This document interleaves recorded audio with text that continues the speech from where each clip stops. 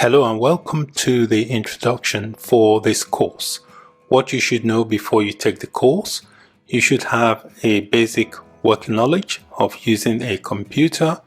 You should also have a basic working knowledge of using the internet. Who should take this course? The course is designed for beginners to Python and Jupyter Notebook, also designed for beginners to coding and programming in general. What will you learn on the course? We'll start off by installing Jupyter Notebook. We'll then learn how to run the Jupyter Notebook server.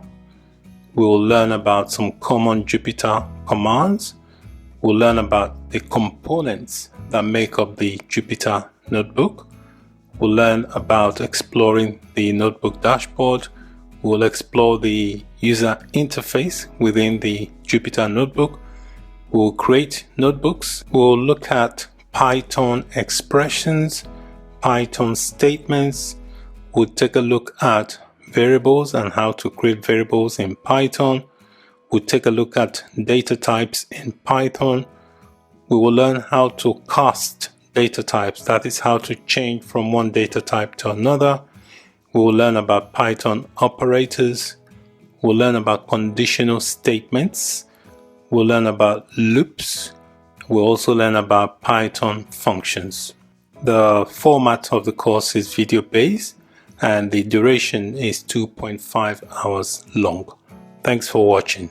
Bye for now. Hello and welcome to this video. What is Jupyter Notebook?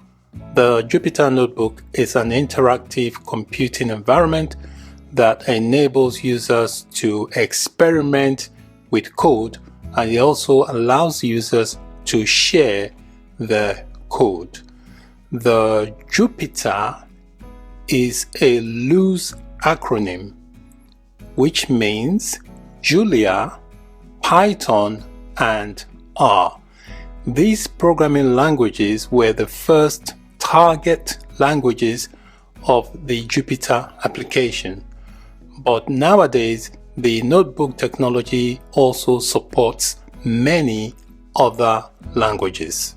The notebook is a document that can consist of live code, rich text, interactive widgets, equations, video, images, and so on. These documents basically provide a complete and self-contained record of a computation that can be converted to various formats and then shared with others. Hello and welcome to this video.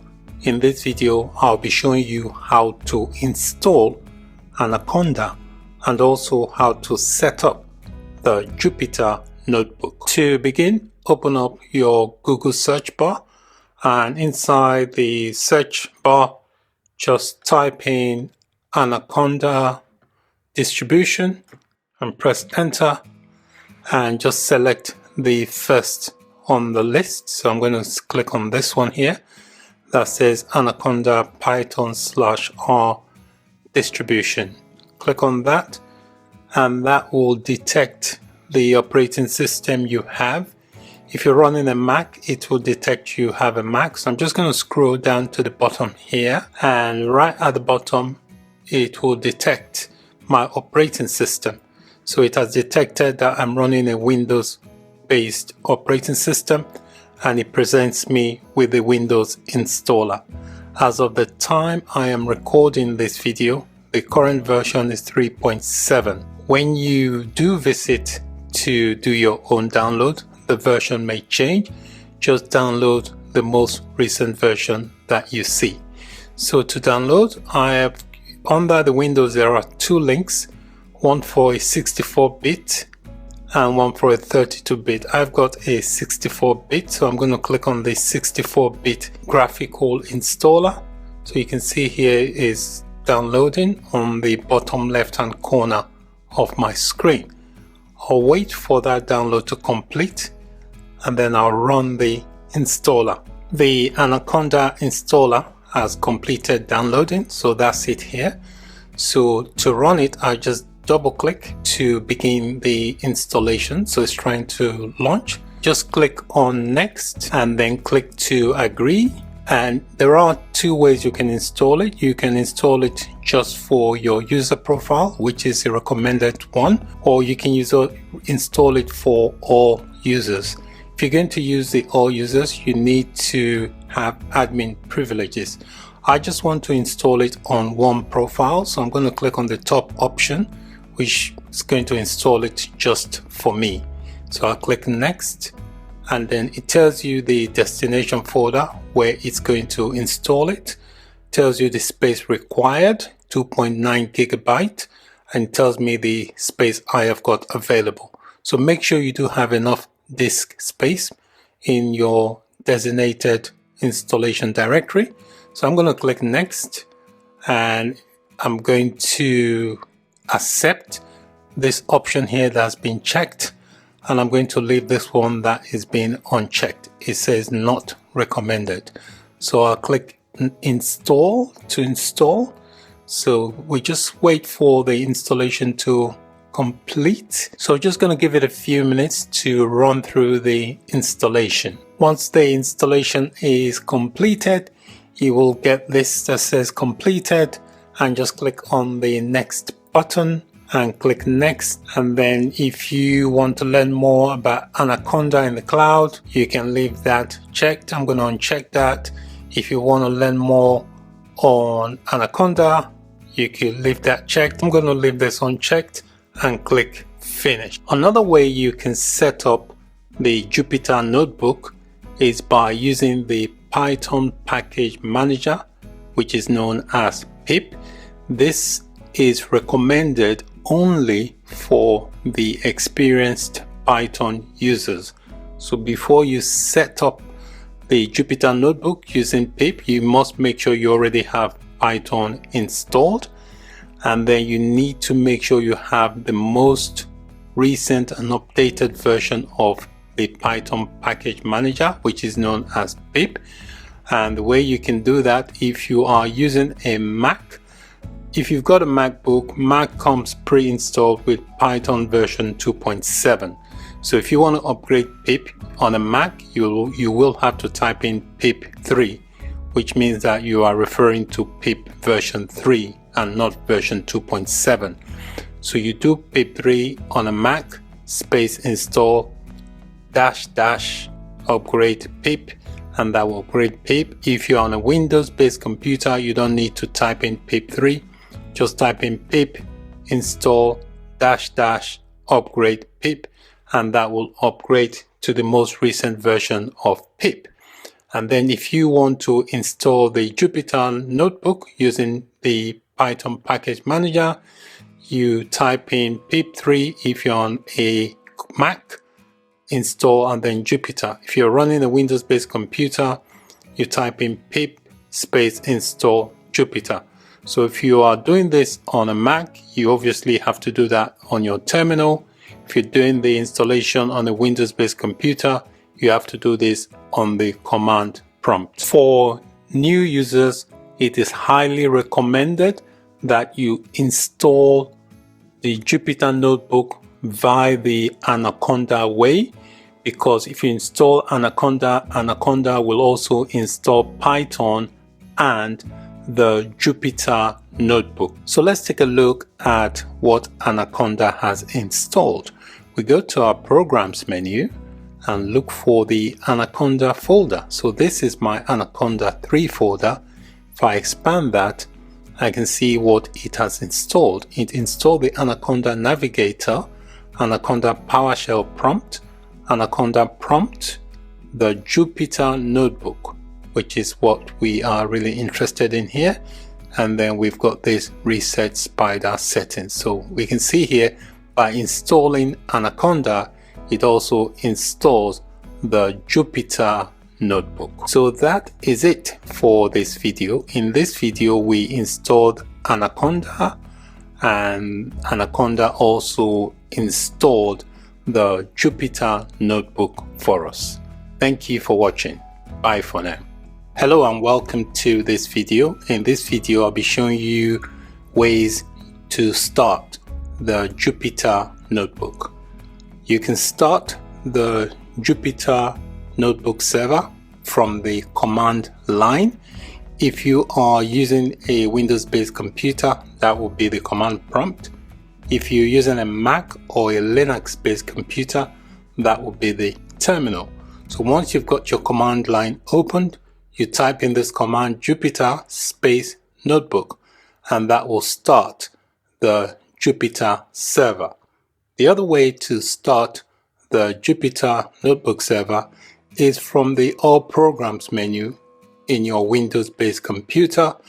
If you go to the Anaconda folder within the All Programs, there should be an icon there for Jupyter Notebook. You can run it from there as well. Once the Jupyter Notebook server is started, it opens up the Jupyter Notebook in your default web browser, and it does that on localhost, and the port it uses is 8888. Let's launch the Jupyter Notebook from the All Programs menu on our Windows-based computer.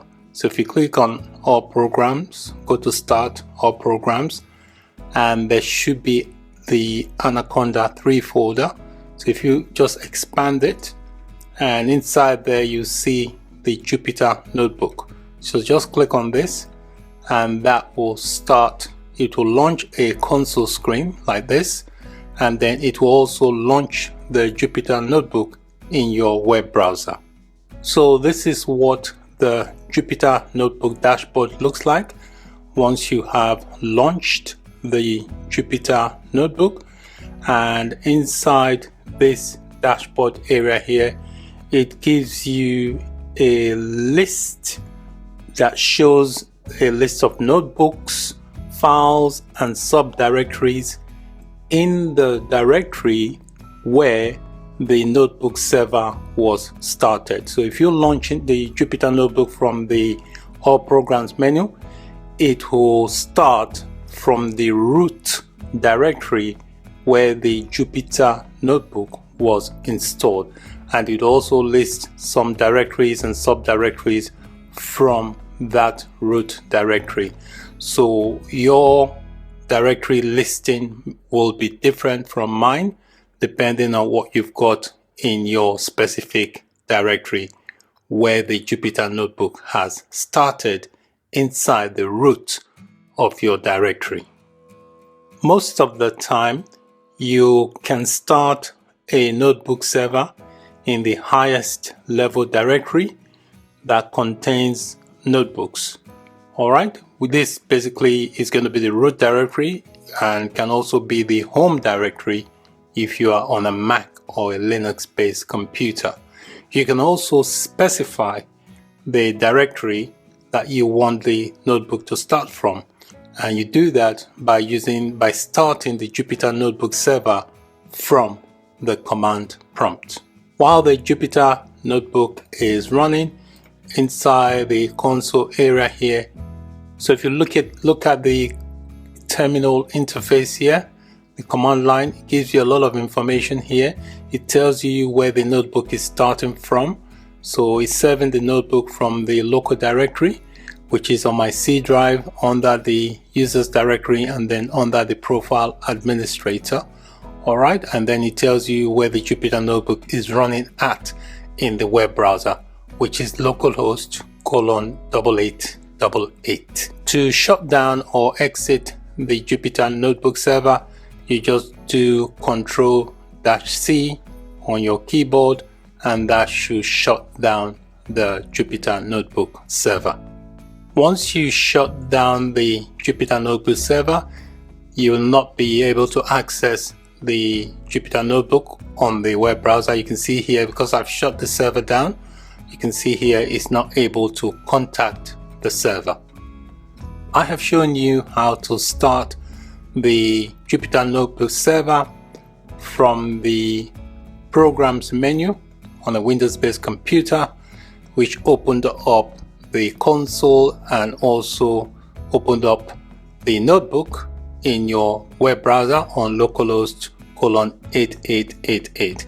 I'm now going to show you how to start the Jupyter Notebook from the command line, which is the command prompt on a Windows-based computer, but the process is the same on the terminal. Notice that when you start the Jupyter Notebook from the Anaconda folder within the All Programs menu, it will start that from the root directory of your profile where the Jupyter Notebook was installed. When you're starting it from the command line, you can specify where you want it to start from. I've got a project directory here. It's an empty directory. I'm going to make the Jupyter Notebook start from this project directory. So to do that, I go to All Programs, and inside the Anaconda folder, we've got the Anaconda prompt. So this is what I'm going to use. So I click on the Anaconda prompt and I'll wait for it to launch. So you can see it tells me the base, which is, so this is the default where the Jupyter Notebook will start, okay, unless you change it. I want to change that to my desktop. So I do CD desktop, I press enter, and I do CD.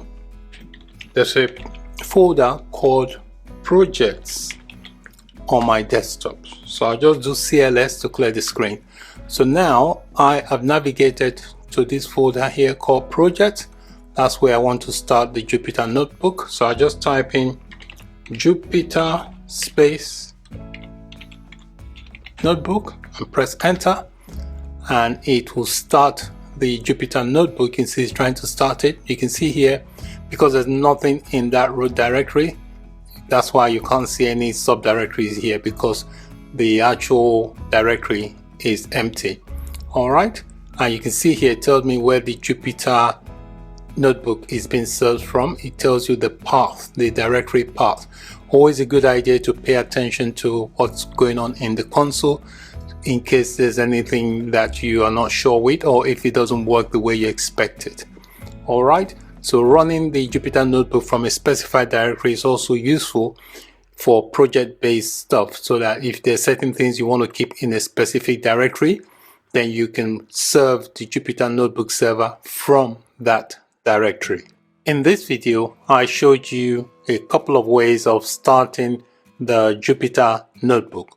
One from the command line, where you could specify a directory for the Jupyter Notebook to be served from.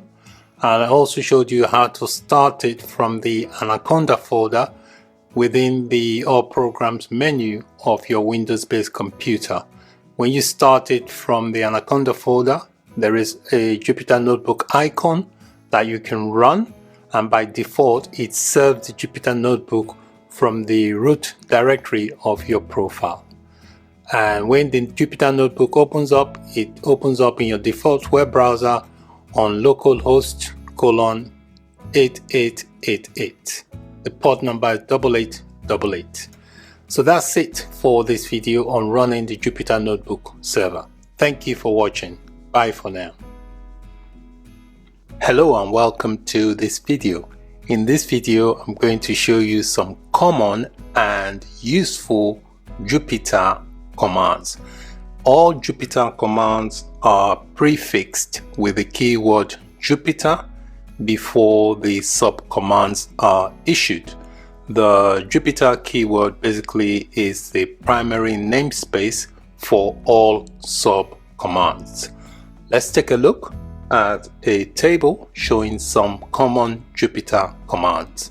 So this is a table here, and we have some useful and commonly used Jupyter command.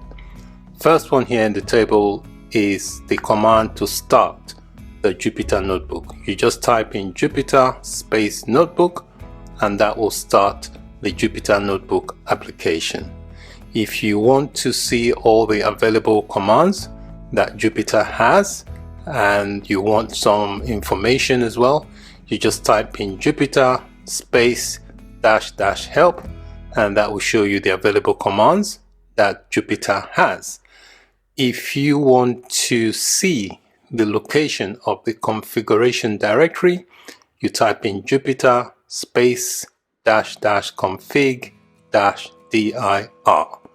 If you want to see the location of the data directory, you type in Jupyter space dash dash data dash dir. If you want to see the location of the runtime directory, you type in Jupyter space dash dash runtime dash dir.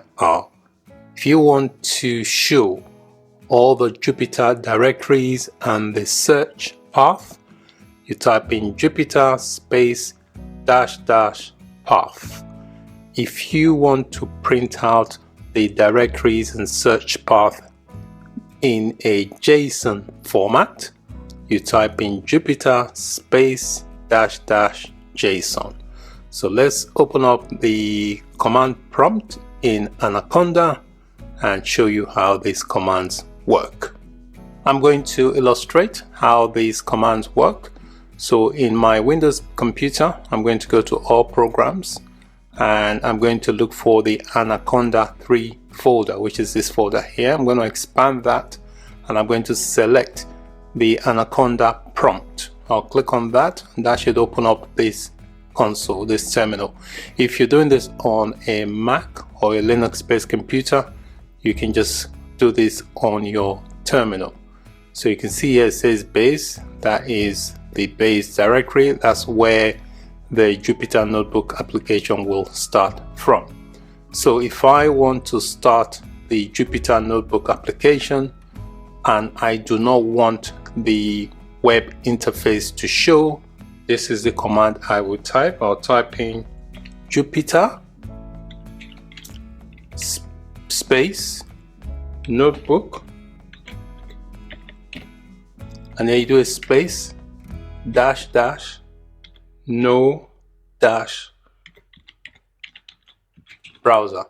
What that means, it will start the Jupyter Notebook, but it will not show me the browser interface. So I press enter, and that should start the Jupyter Notebook in this base directory.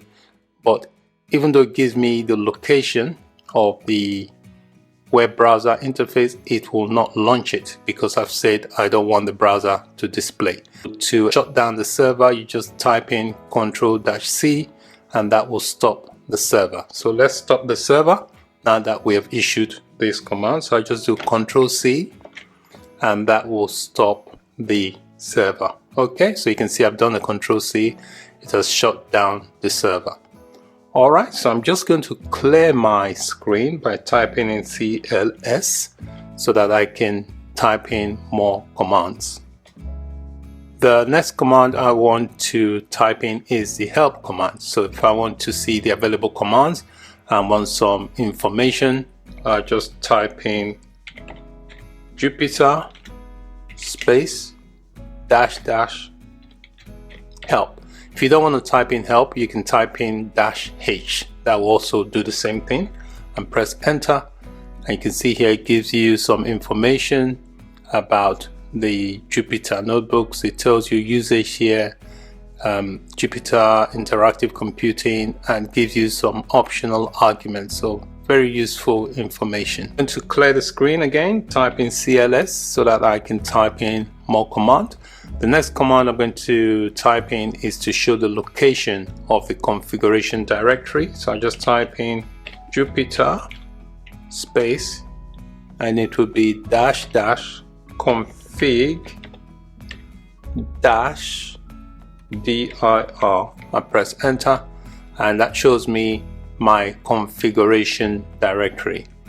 The next command, I want to show the location of the data directory. So I'll type in Jupyter space dash dash data dash dir and press enter.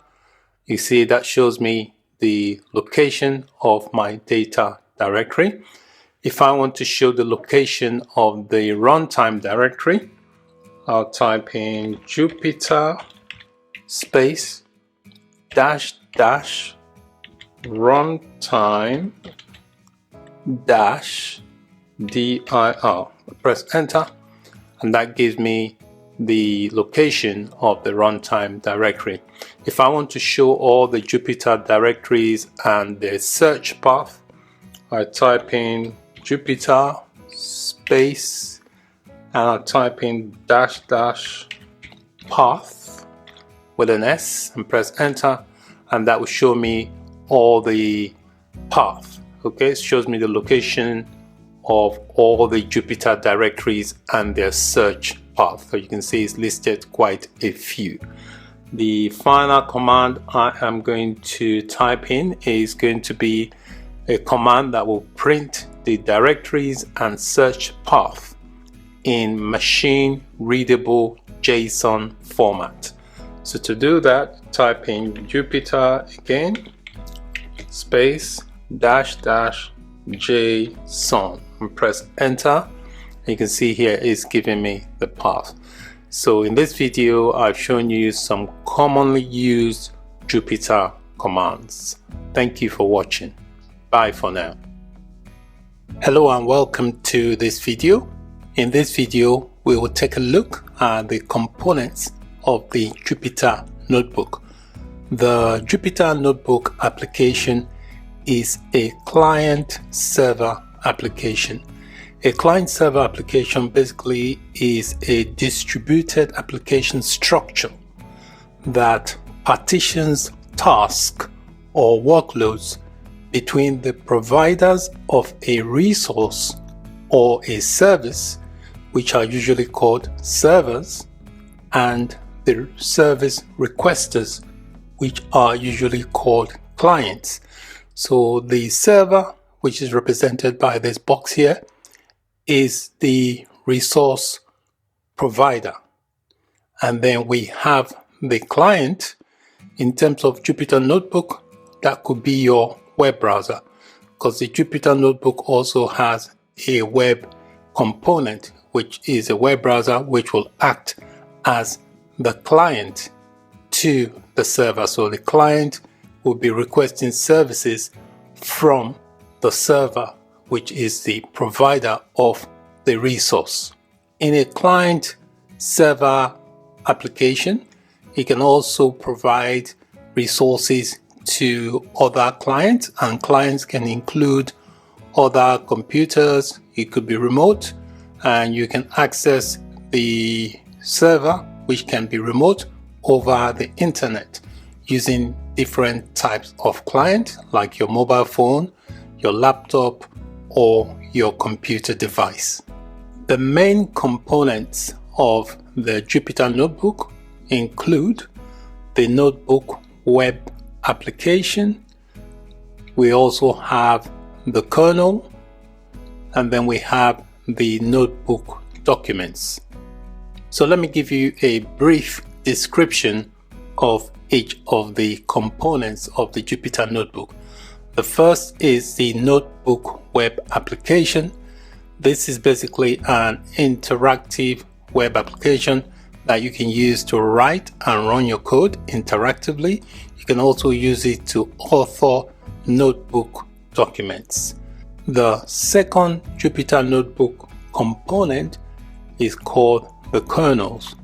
The kernels basically are separate processes started by the Notebook web application, and it usually runs in the user's code, and it runs in a given language. The default language is Python, but it can run in other languages.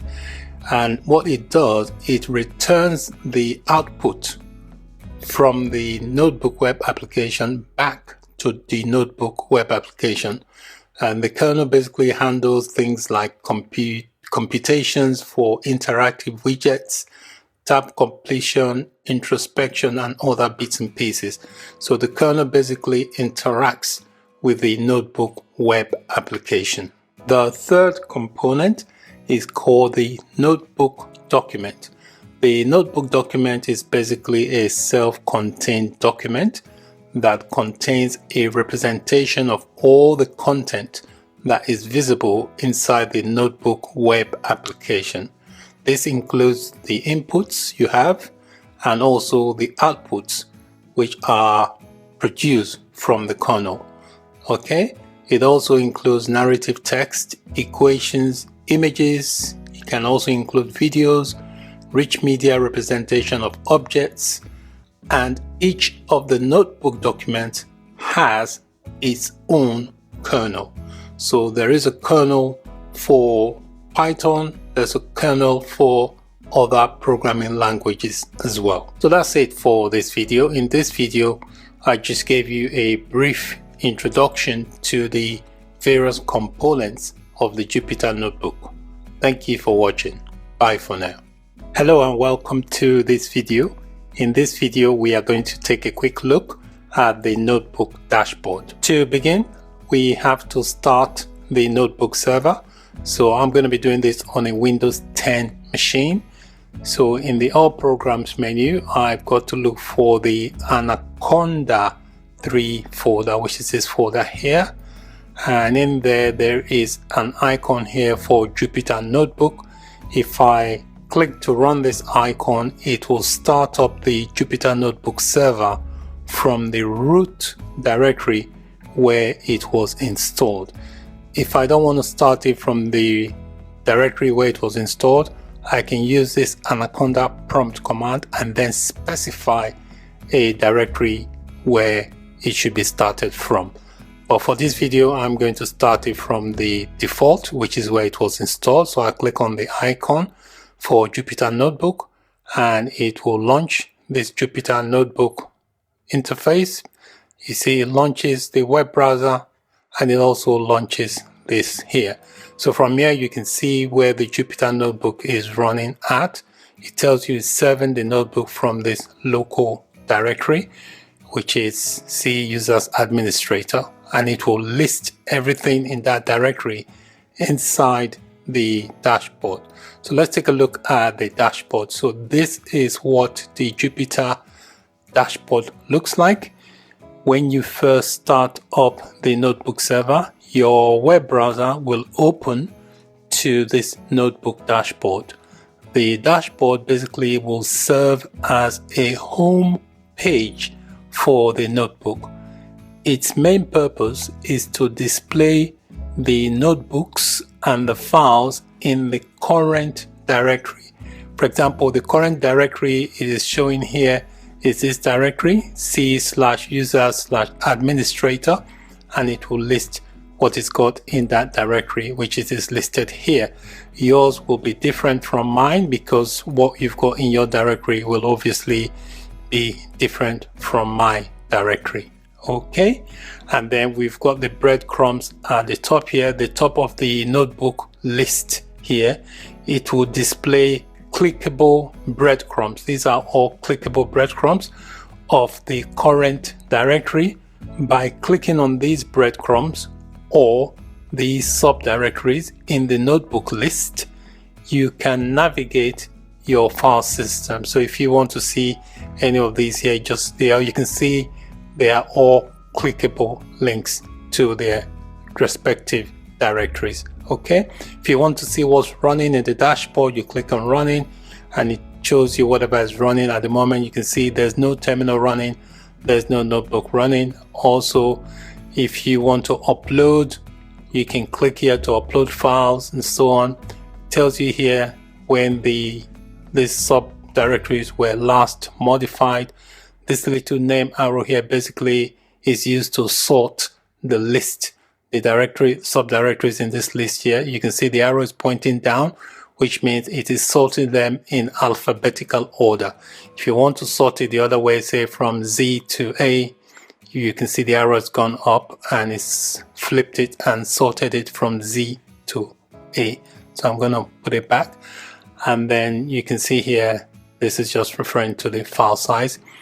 If you want to quit the dashboard, you can click on quit or you can click on logout. I'm going to click logout, and that has successfully logged me out of the dashboard. Okay, and then if I want to quit the server, I just type in this command here, Control-C, and that will quit the Jupyter server. So that is it for this video. Thank you for watching. Bye for now. Hello and welcome to this video. In this video, we are going to take a look at the notebook user interface. When you create a new notebook or when you open an existing notebook, you will be presented with the notebook user interface. This user interface allows you to run your code, author your notebook documents interactively. The notebook user interface has three main areas. We have the menu, we have the toolbar, we have the notebook area, and the cells.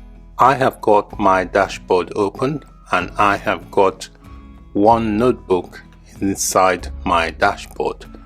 At the moment, the notebook is not running, so to run it, I'm just going to double click on it and that will run the notebook. So you can see here the notebook is running. It has now presented me with the user interface. So I'll start with the menu bar. This area here is known as the menu bar, and the menu bar has menus for actions on the notebooks, the notebook cells, and the kernel it communicates with. The file here basically is, you can use this file option inside the menu. You can use that to change the file name for the notebook. And then you've got the edit if you want to edit. You've got the view. You've got insert. Allows you to insert cells above or cells below. This here is called a cell. Okay, this border area here is called the cell where the code is. And then you have the kernel, which is running at the moment. We've got widgets, so you can save the notebook, the state of the widget, you can clear the notebook widget, you can download the widgets and so on. And then you've got the help menu. Okay, so that this area here is known as the menu bar. And then we've got here, this line here is called the notebook toolbar area. Okay, the toolbar has several buttons for the most common actions. So if you want to see what each of the buttons do, just hover your mouse over each button for more information. For example, if I hover over there, it tells you that is a save and checkpoint, and that tells you that's inserting a cell. This is cut selected cell, copy selected cell, paste, and this says move selected cells up, move selected cell down. This enables you to run the cell. This interrupts the kernel. This one restarts the kernel with a dialog, and this basically restarts the kernel. The notebook has mode indicators. Mode indicators basically indicate which mode the cells are, if they're in edit mode or if they are in command mode. You can tell they're in command mode if it's got a blue strip around the cell.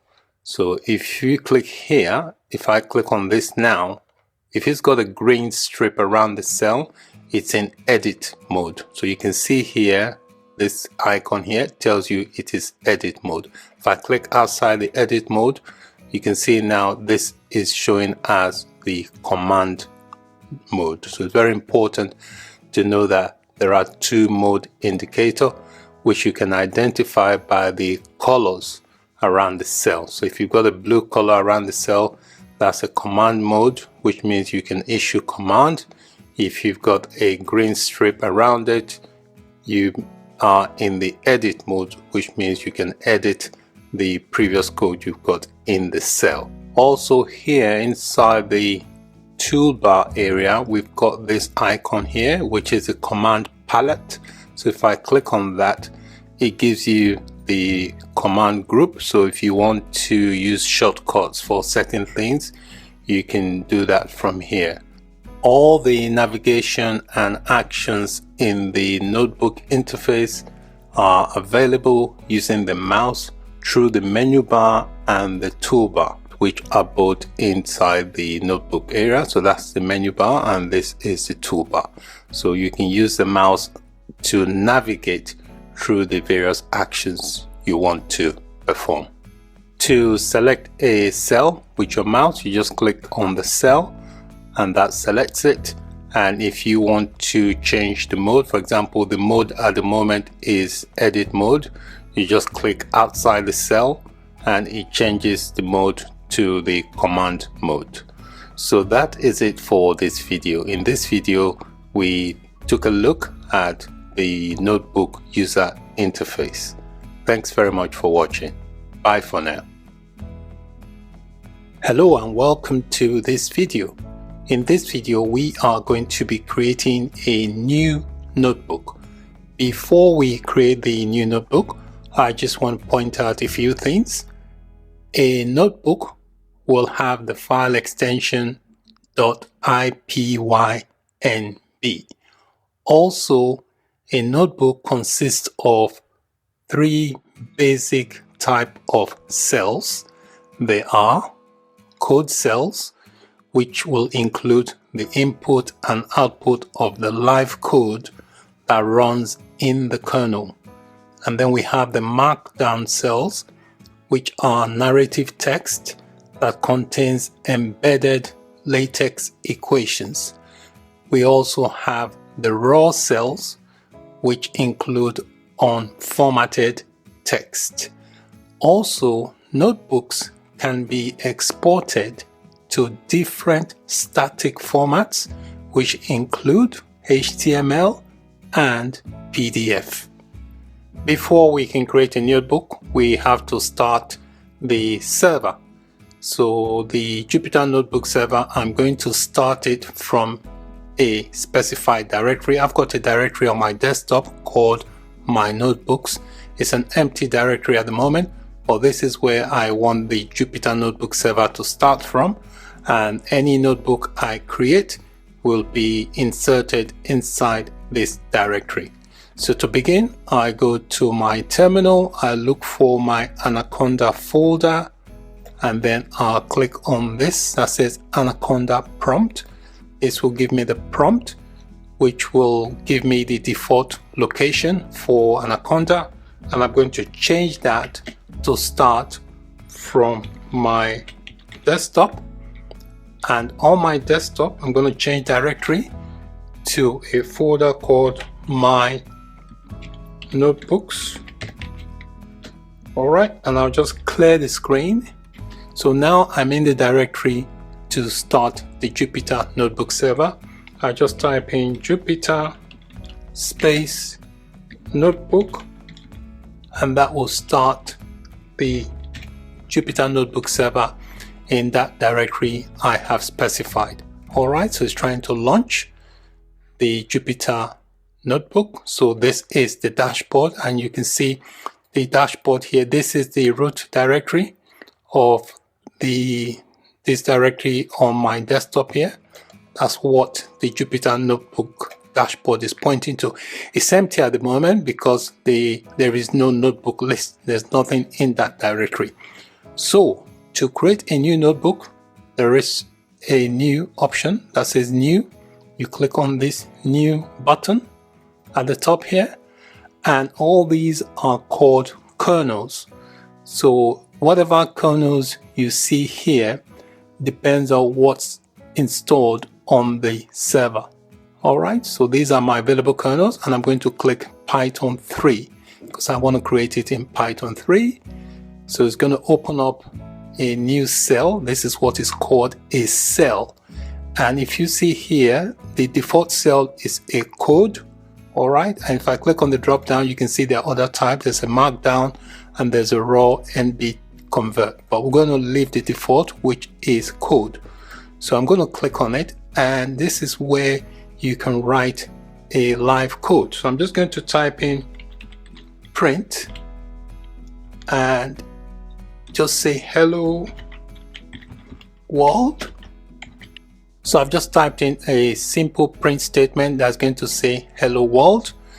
And to run this cell, you can click on the run button here, or you can you can do Shift and Enter.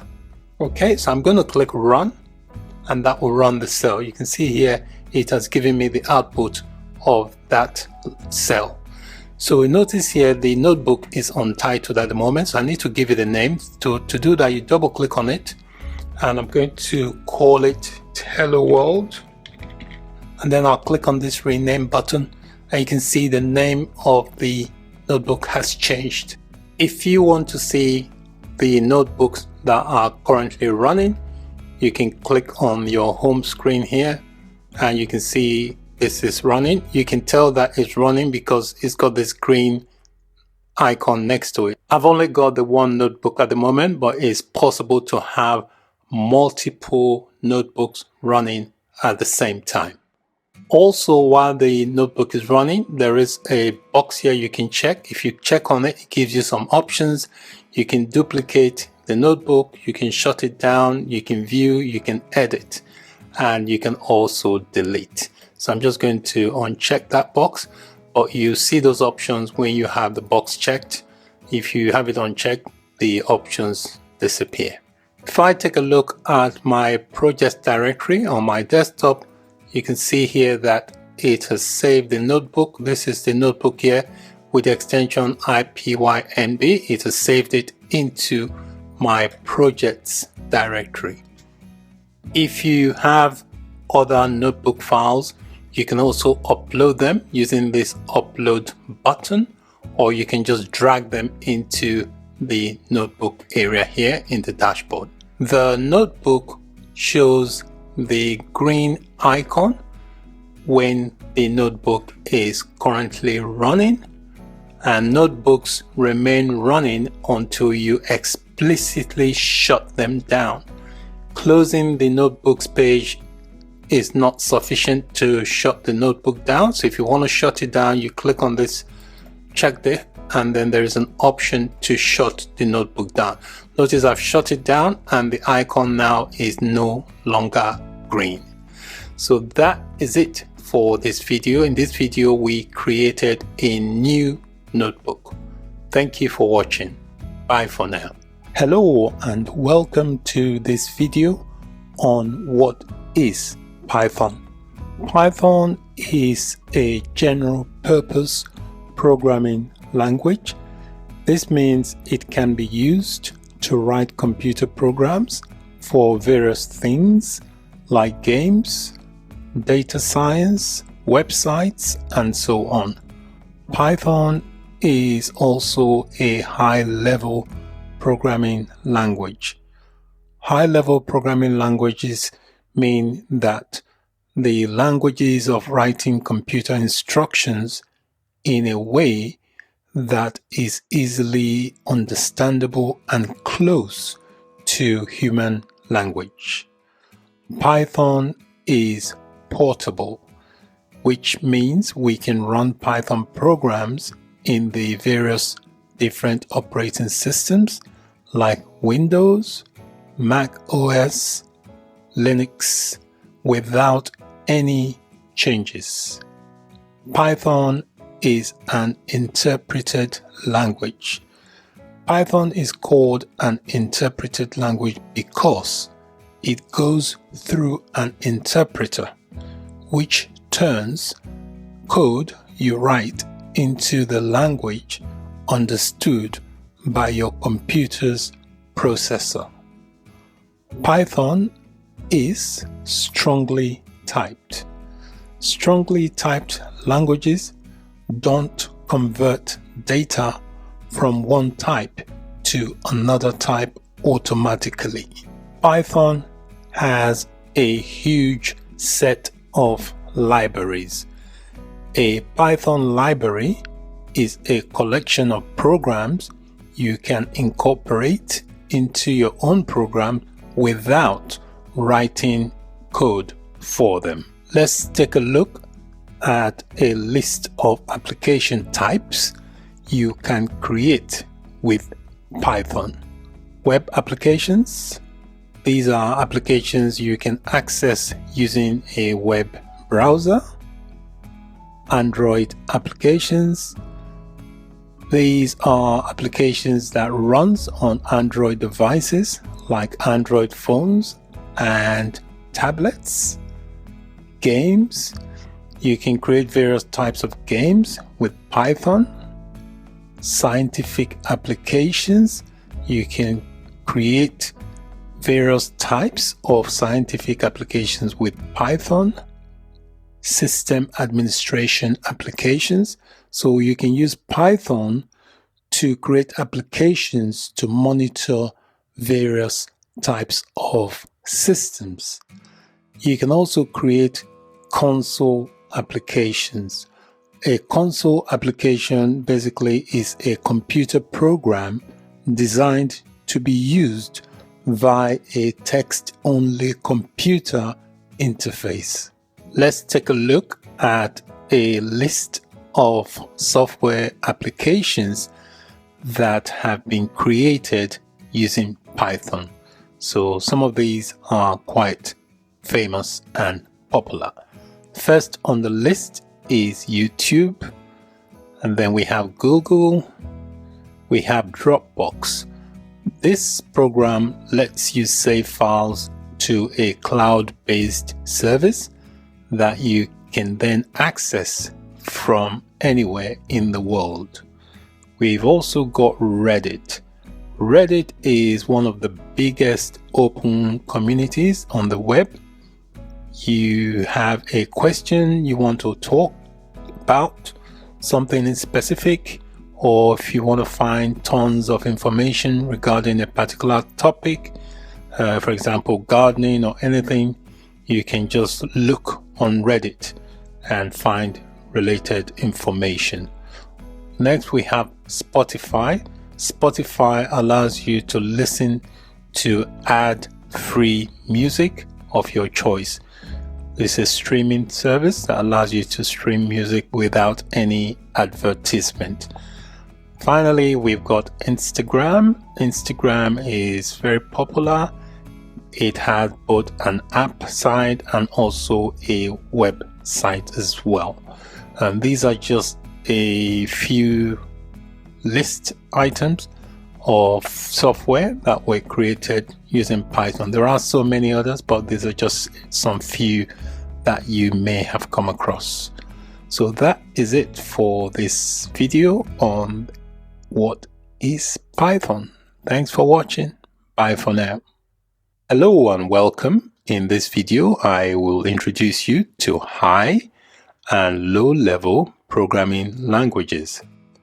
What are high-level programming languages? These are languages that only humans can understand. So computers can't understand them unless they are compiled or interpreted. They need an interpreter or a compiler for the computer or the machine to understand what the programming is trying to get it to do. Examples of high-level programming languages include Python, Java, C#, C++, PHP, Ruby, and there are many others. What are low-level programming languages? These are languages that only machines can understand. They do not need an interpreter or a compiler. They are closer to the computer hardware. Examples include machine and assembly language. This is a brief illustration of high and low level languages. So you can see the nearer the language is to the hardware of the machine, the faster it is, and it doesn't need to be interpreted because it's so close to the computer hardware. Whereas the further away it is, like we've got these lot here, they are further away from the hardware, so they're easier for programmers to understand because they contain English related words, but not machine to understand. So for the machine to understand what this block here is saying, it needs to be converted into machine code using a compiler or an interpreter. Key differences between high-level and low-level programming languages. High-level languages are easier to learn. Low-level languages are more difficult to learn. High-level languages are near to human languages. That's easy to read. They are like basic English. While low-level languages are far from human languages, so only machines know what they are talking about.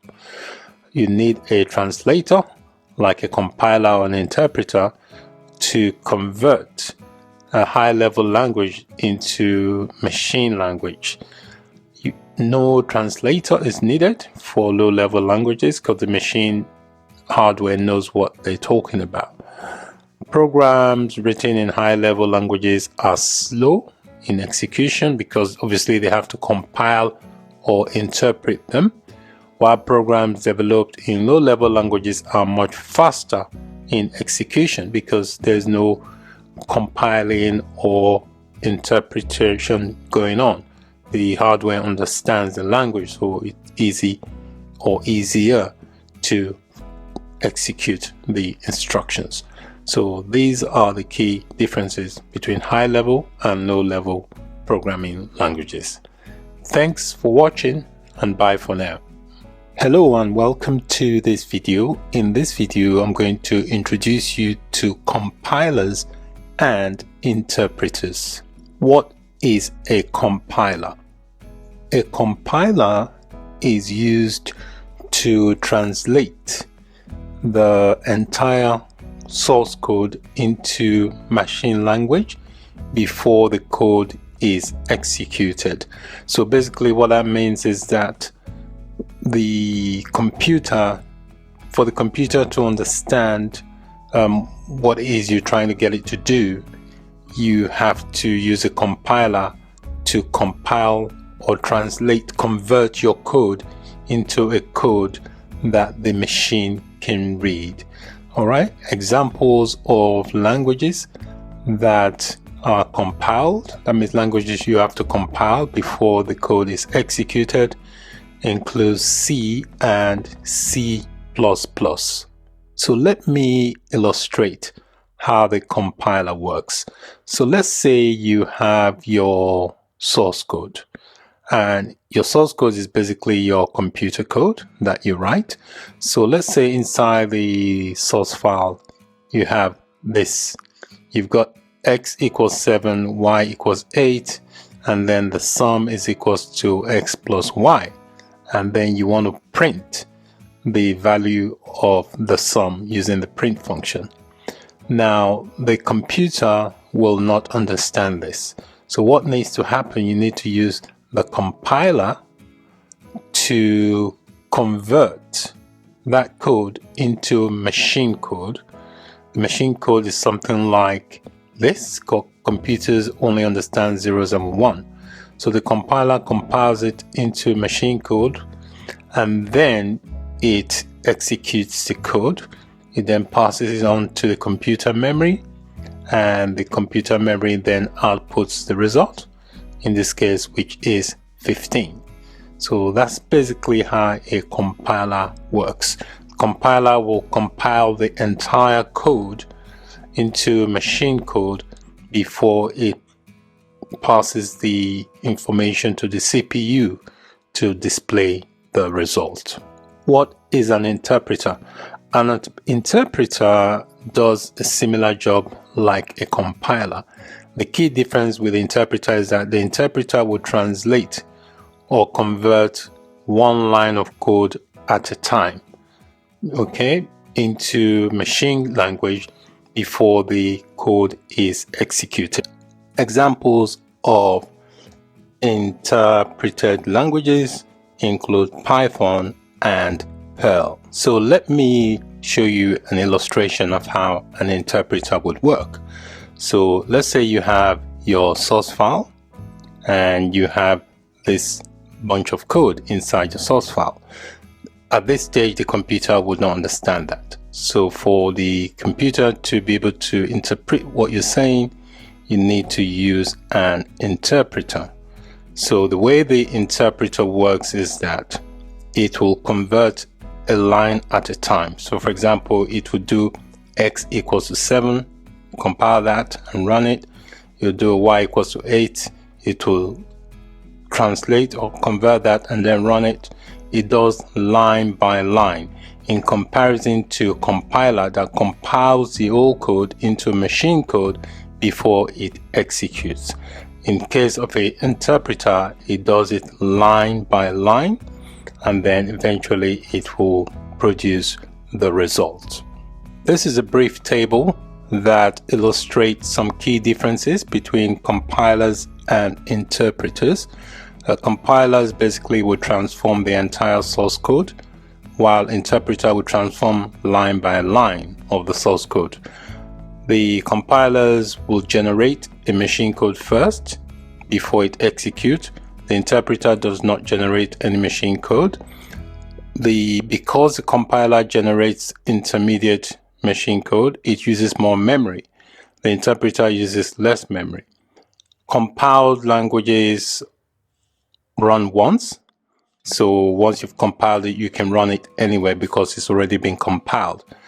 While the interpreter, the source code has to be interpreted each time you run the file.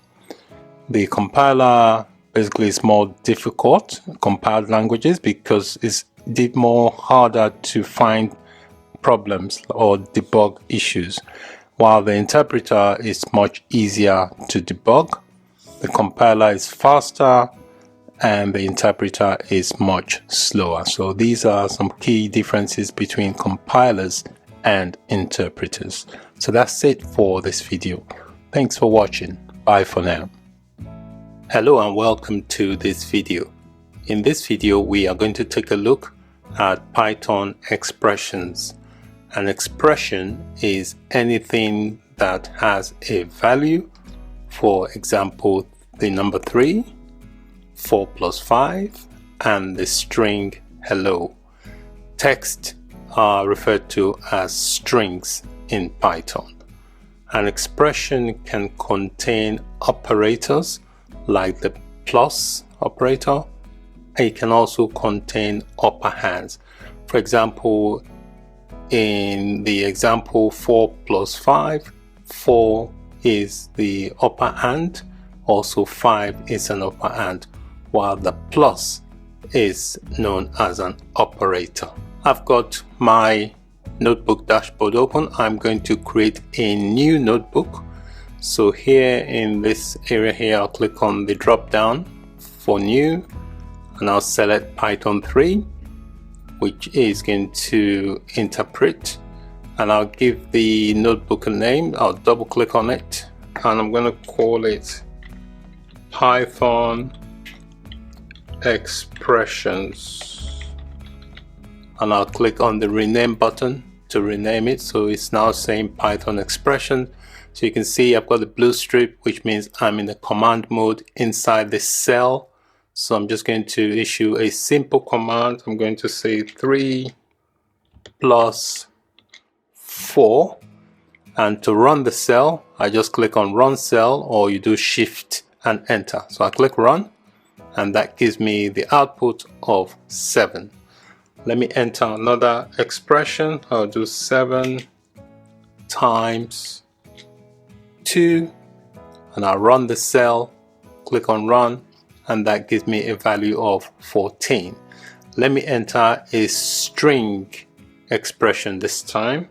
So a string, which is known as a text, has to be enclosed in quotes. You can either enclose it in double quotes or single quotes, but you can't mix the quotes. So I'll say hello world. To run this cell, I click on run cell, and it gives me the output hello world. In these example expressions here, the 3 here is known as an upper hand, the plus is known as an operator, the 4 is also called an upper hand. All right, and here also in this second cell, we've got the 7 as an upper hand. The asterisk represents multiplication in Python, which is known as an operator. The 2 is an upper hand. And in this cell here, we've got a string value, which is basically a text. So in order for Python to understand that this is a text, you have to enclose it in quotes. So on either side of the text. So you can have either single quotes on either side or double on either side. You can't mix single and double quotes. In this video, I gave you a brief introduction to Python expressions. Thanks for watching. Bye for now. Hello and welcome to this video. Python statements are basically a set of instructions that you give to the computer to perform a task or a series of tasks. Python statements can contain one or more expressions. It can also be on a single line, or it can consist of multiple lines. To illustrate examples of Python statements, I'm going to create a new notebook. So under new here, I'll click on the drop down, I click Python 3. Python 3 contains the Python interpreter that will interpret the code we write into a machine readable format that the computer can understand. So I'll click Python 3 and I will just double click to give it a name. So I'll change the name to say Python statements, and I'll click rename. So this notebook is going to be called Python statements.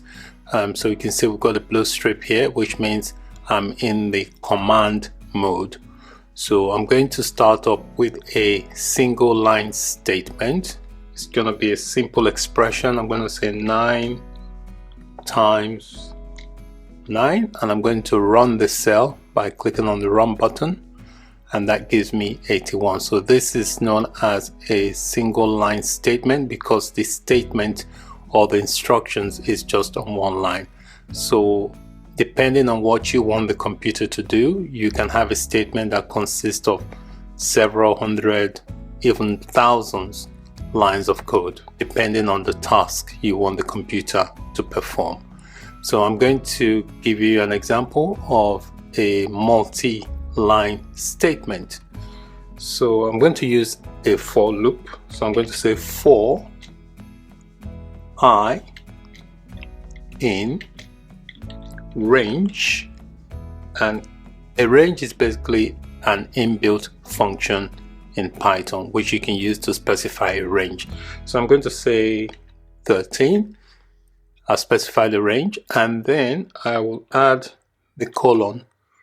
The colon is very important. It creates an indentation level. So if I press enter, you can see here it's giving me an indentation level, so I can add another line of statement. So I'm going to add a print function. So I'm going to get it to print the value of I. So let me click to run the code.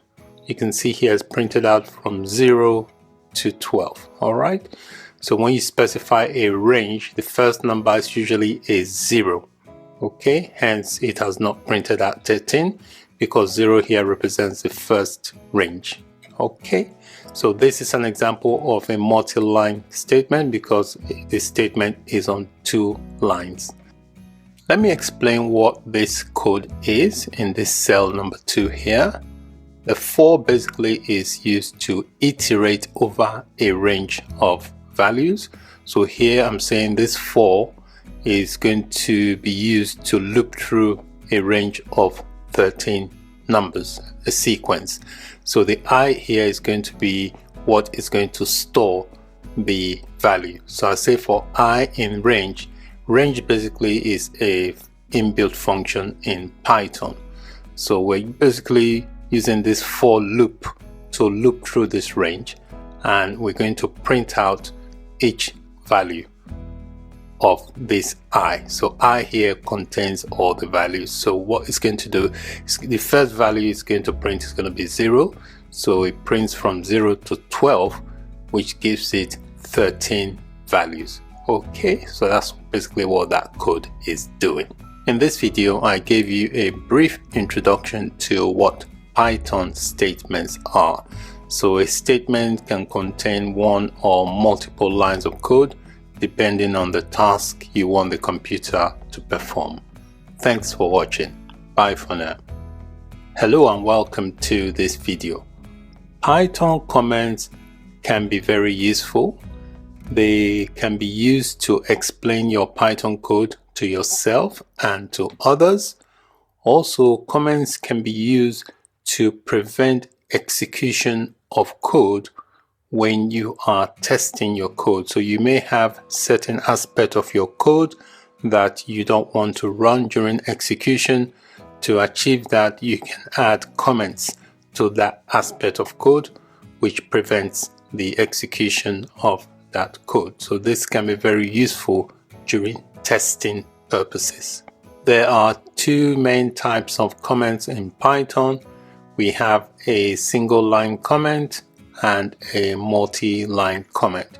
So the single line comment is represented by the hash symbol, while a multi-line comment, you can either represent it by 3 double quotes on either side of the code you want to comment, or you can have 3 single quotes on either side of the code you are trying to comment.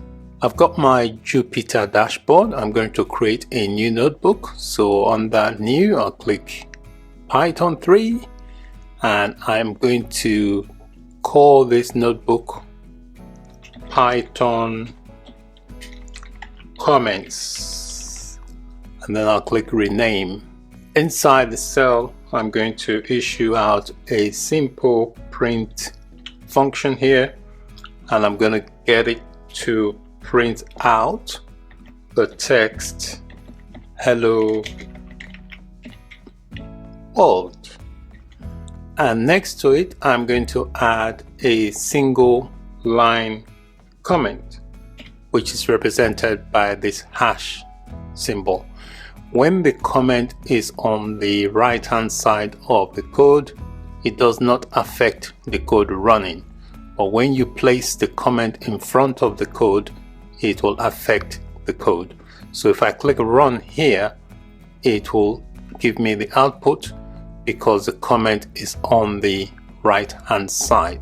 So notice in the second cell here, I have placed the comment in front of the code. Notice that's commented out all of the code. So it will prevent this code from being executed. So if I click on the run button, you see nothing gets executed because of the comment. So be very careful where you place your comment. If you place it in front of the code, it will comment out the entire line.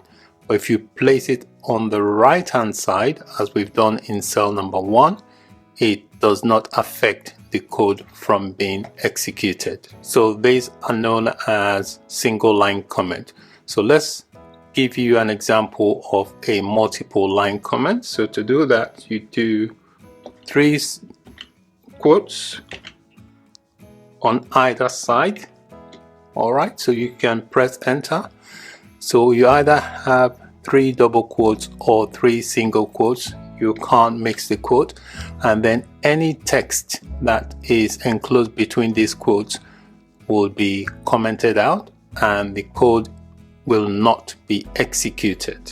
In this cell here, we've got a multi-line comment because it spans multiple lines.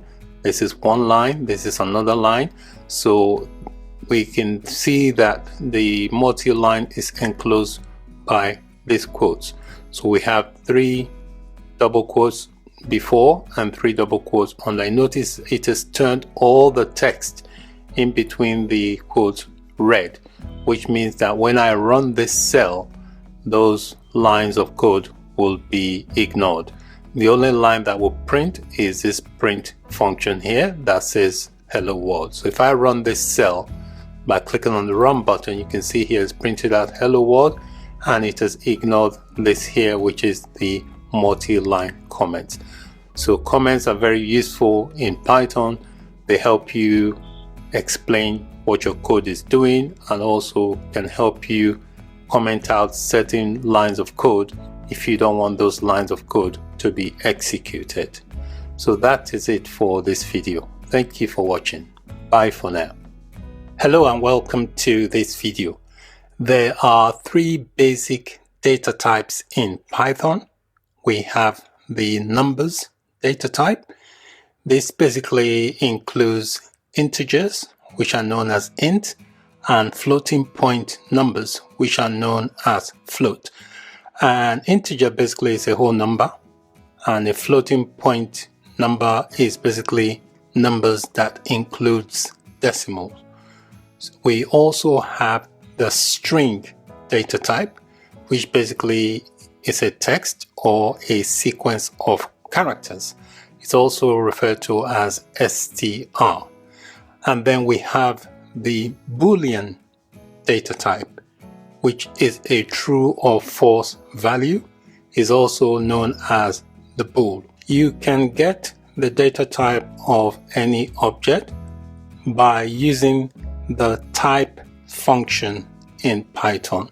So basically you pass in a value in between the parentheses, and this type function will return the type of data type. So let's create a new notebook and experiment with some data types. So I'm going to create a new notebook. So I'll come here, say new, click on Python 3, and I will give the notebook a name, and I'm going to call it Python data types. So we're going to experiment with the basic data types in Python. I'm going to use the type function to enable us detect the type of data type it is. So I am going to start with an integer, which is a whole number. So I'll do the type command, and inside this type function I'm going to pass in a value which is 80. So 80 is a whole number. If I click on this run command, you see here it has returned that this type of data is an integer. So an integer is a whole number. It can also include negative numbers. So if I type in, I do a type, and inside that type function, if I pass in negative 30 and run, it also returns an integer because they can contain both positive and negative values. So let's try and get a data type that is a floating point. A float is basically a number that includes decimals. So we'll do type, and inside this function, let's do 28.5 and run this cell. You can see it has returned a float. You can also have a negative float value as well. So if I do type, and in between I do negative 1.0 and do a run, it also returns a float. Next, let's try and get a string data type. So we'll do a type. Remember, with a string, you always have to enclose the values in quotes. So I'm just going to say hello, and I do a run. You can see here it has returned that this is a string data type, which is specified by the word str. Next, let's do a Boolean data type. So I'm going to do a type, and inside this type function I'm going to say 7 is greater than 6, and this should return a bool value, which means it is true. I'll click run. You can see it's returned a bool. If I do it the other way, I do a type and say 7 is less than 6, it will also return a bool value because 7 is not less than 6, so it will be a false value, which would be a bool. So if I click run, you can see here it has returned a bool value.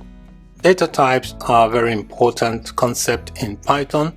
So when you have to store data in variables, it's good to know the type of data type you are storing.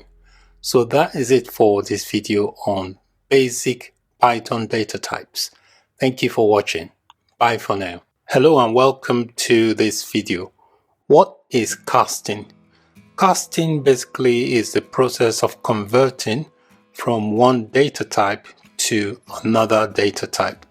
There are several functions that you can use in casting. For example, if you want to cast a value that is in a different data type to an integer, you use the int function. If you want to cast to a floating point number, you use a float function. And if you want to cast to a string, you use the str function. Let's create a new notebook. So I'm going to click on the drop down, click Python 3, and I'm going to give this a name. I'm going to call it casting data types, and I'll click the rename button. So let's cast a value that is a float into an integer. To do that, we're going to use the int function. So I'll type in int, and inside that int function, I'm going to pass in a value that is a floating point. So I'll do 2.8, and I'll run this cell. You can see here it has returned 2, which is a whole number, and an integer. So it's converted the value of 2.8, which was a floating point, into an integer data type. So let's try and convert a whole number into a floating point number. So we're going to have to use the float function, and inside the float function I'm going to pass in a whole number, which is an integer. So let's pass in 40, and then I'll run that. You can see here it's converted it to 40.0, which is now a floating point number. Next, let's convert an integer into a string. So to do that, we're going to use the str function, and we're going to pass in a value that is a whole number. So let's pass in the value of 3. Now if I run this, it will convert this into a string data type. So I click on run. You can see here it's converted into a string because it has quotes on either side. Anything with quotes on either side is treated as a string. So that's basically how casting works. So that's it for this video. Thank you for watching. Bye for now. Hello and welcome to this video. What are variables? Variables are named containers for storing data values. Unlike other programming languages, Python does not have a specific command for declaring a variable. In Python, a variable is created the moment you assign a value to a named container.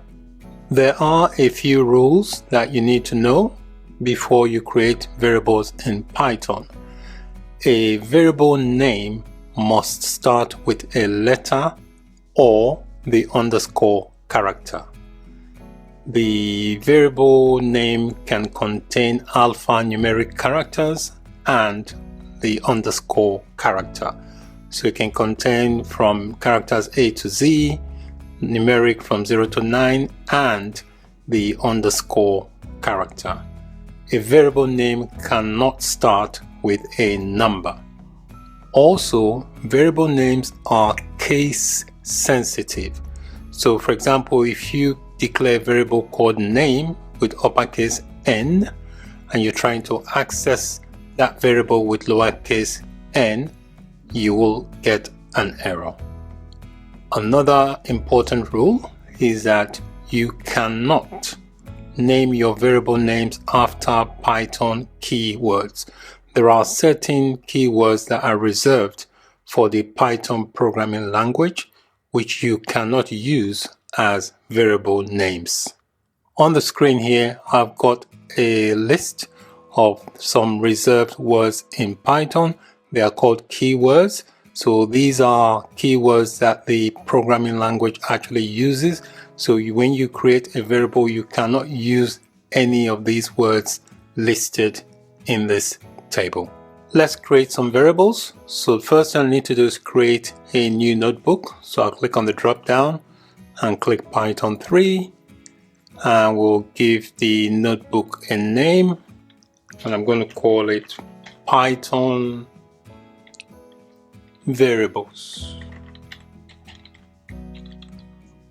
and I'll click rename, and that will rename it to Python variables. So let's create a simple variable. The first thing you need to do is have a named container. So I'm going to create a variable.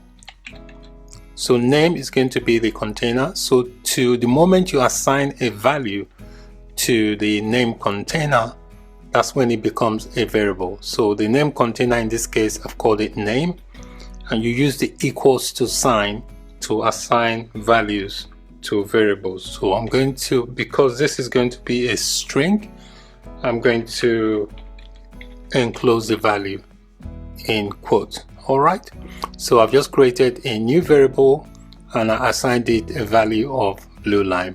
So if I click run, nothing will happen because the value is stored inside this name. So if I want to retrieve the value inside this variable, what I can do, I can come here and say print, and I'll pass in the name. Remember, the variable names are case sensitive, so I have to reference it in lowercase because I created the name in lowercase. So now if I run the cell, you can see here is return the value. You can also change the value of a variable container just by referencing the name of the variable. So if I can come here, I'll call the variable again, and I can change the value. Say for example, I want to call the variable, I change the name from blue lime to Jack, and if I try to do a print statement again and pass in the name of the variable, which is name, it will now return Jack. So even though you've assigned a value to a variable, you can always change what the variable stores just by reassigning the value. Let's create a couple more variables here. So I'm going to create another one. I'm going to call this greetings, and I'm going to assign a greeting to it. So I'm going to enclose the value in text. I'm going to say hello world. All right, so that's going to be the value that this variable called greetings is going to store. So I'm going to run it, nothing will happen. So each time I want to reference this variable, I can just call it by its name. If I call it greetings and return and click on the run, you can see here it has returned the name, what it stored.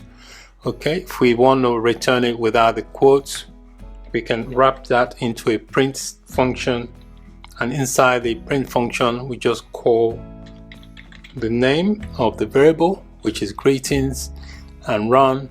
You can see it printed out without the quotes around it. I've noticed I've spelled the world wrong, so if I want to fix that, all I need to do is call the variable by its name, which is greetings, and I'm going to fix that by changing that. So I'll say hello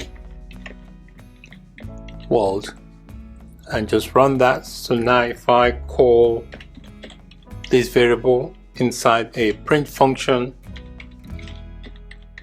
it will then print out hello world. Let's create one more. So I'm going to call this variable new underscore year, and I'm going to give it a value of 2020.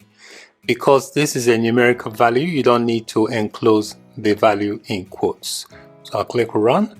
So now if I want to access the value of this variable, I just call the variable by its name, which is new underscore year, and click run, and you can see it gives me the value that is stored in that variable container. With some programming languages, you have to specify the data type for a particular variable before you assign it.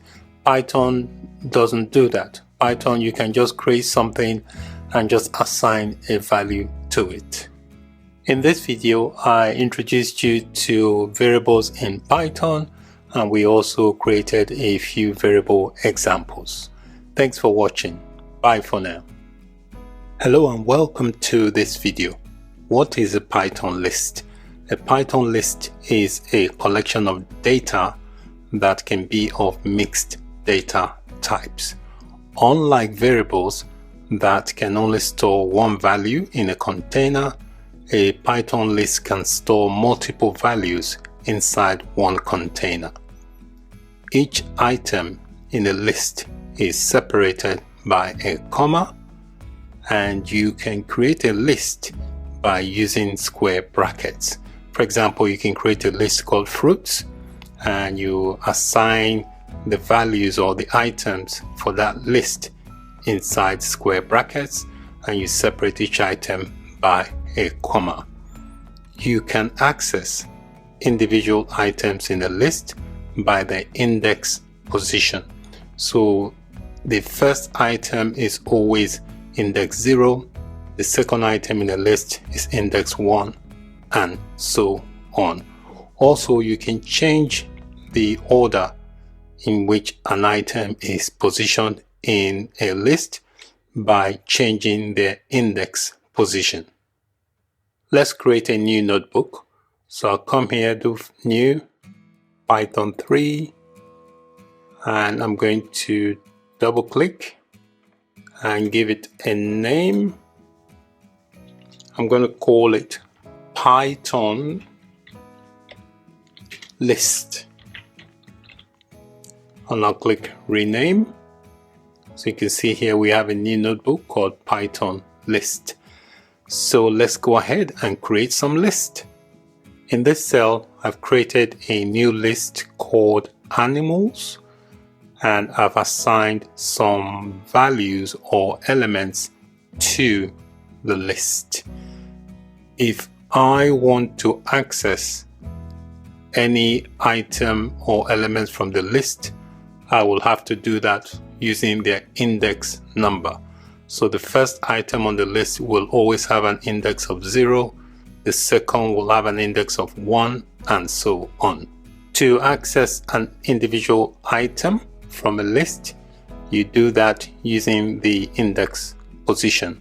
So you can see here in this cell, I'm using the print statement to print out the index of the item 1. So that is going to be dog, because the first item is going to be 0. So if I run this cell, you can see here it's printed out dog as the first index. Okay, the first index is 0, but the item with the index of 1 is dog. You can also have negative indexing. Negative indexing means you can access an item from the end of the list using a negative. So if you're doing a -1, that means you're accessing the very last item in a list. If you're doing a -2, you're accessing the second last item on the list. You can see here I'm accessing -2, which means I expect it to return penguin. So if I run this now, you can see it has returned penguin. I'm creating another list here in this cell called fruits, and it's got 3 items in this list. So I'm just going to run the cell to create it. To access an item from the list, you just reference the index. For example, here I want to access the fruit called cherry. I just call the name of the list and pass in the index. If I click run, you can see here it has returned cherry. If you don't want the quotes enclosed, just do a print statement and wrap it around the print statement like I did here in this cell number 2. That will return the item without quotes. Another thing you can do, you can change the value of an item in a list. For example, the list called fruits, I want to replace the value of apple with orange. All I need to do is reference the name of the list, pass in the index of what I want to change, which is 0. 0 is apple, and then assign a new value, which is orange. So if I run that, that will change that. So if I now call the name of the list, I should no longer have apple listed. You can see the position of apple has been replaced by orange. You can also add items to a list by using the append method. So in this cell here, I'm going to add apple to this list. So you do that using the append method. So you call the name of the list, which is fruits, dot append, and inside the parentheses for that method, you pass in the name of the item you want to insert, and normally that will add that at the end of the list. So if I run that, it will add that to the list. So if I now call the name of the list, we should have apple listed at the end here. I'm creating another list here with mixed data type. So you can create a list that has a mixture of data types, and you can also have a list include on the other list. So in this list here called mixed underscore data, inside the items, I've got a string, I've got an integer, I've got a float, I've got a boolean, and I've got a list. See this list I created here called fruits, I'm adding that to this new list. So let me run that, and that creates it. So if I want to access an item, for example, if I want to access the integer from that list, so I reference the name of the list, which is mixed data, and I pass in the name, the value or the index of that integer is 1, which is 47. So if I run that now, that gives me the value. You can also remove items from a list. Now there are a few ways you can do that. You can use the pop function. So you call the name of the list, in this case fruits.pop, and inside the parentheses you pass in the index of the item you want to remove from the list. So in this fruits here, index number 3 is going to be apple. If you don't supply the index, it will automatically remove the last item from the list. This is the second way. You can use the remove method. I've commented that both because I only want the first method to run. So you can do a fruits.remove and pass in the value of the item you want to remove. You can also use the delete key. You do del fruits and then you pass in the index of the item, and that will also remove it from the list. But in this example, I'm only going to use the pop method. So I'm going to run this cell, and you can see here it tells me it has removed apple from that list. So if I type in fruits and run the cell, you can see apple is no longer listed. Another thing you can do is loop through a list, and you can do that using a for loop. So in this example here, I'm saying for x is going to represent each item in the list. So I say for x in the list called animals, I want it to print x. So it will print all the items. So if I click run, you can see here it's printed out all the items in the list. Another thing you can do is check the length of a list. So if you want to find out how many items there are in the list, this is the function. There's a function called len. So because I want to print it out, I'm wrapping it inside this print function, and inside the len function you pass in the name of the list. So if I run this now, it gives me 8. It tells me that that list called animals has 8 items in it. Another thing you can do is clear or empty a list. To do that, there is a special function called clear. So this is the list I want to empty called fruits. So you do fruits.clear, you add the parentheses, you run that, and that should clear the list. So if I type in fruits now, it should return an empty list. You can see it's returned an empty list. So that is it for this video. In this video, we learned about a Python list. Thanks for watching. Bye for now. Hello and welcome to this video. What is a Python tuple? A tuple is a collection of data that can be of mixed data type. In Python, a tuple can store multiple values in comparison to a variable that can only store one value. Each item in a tuple is separated by a comma. You can also create a tuple using parentheses. For example, you can create a tuple called fruits and then use the equals to assign values to the tuple, which are placed inside parentheses. To access the individual items in a tuple, you do that by their index.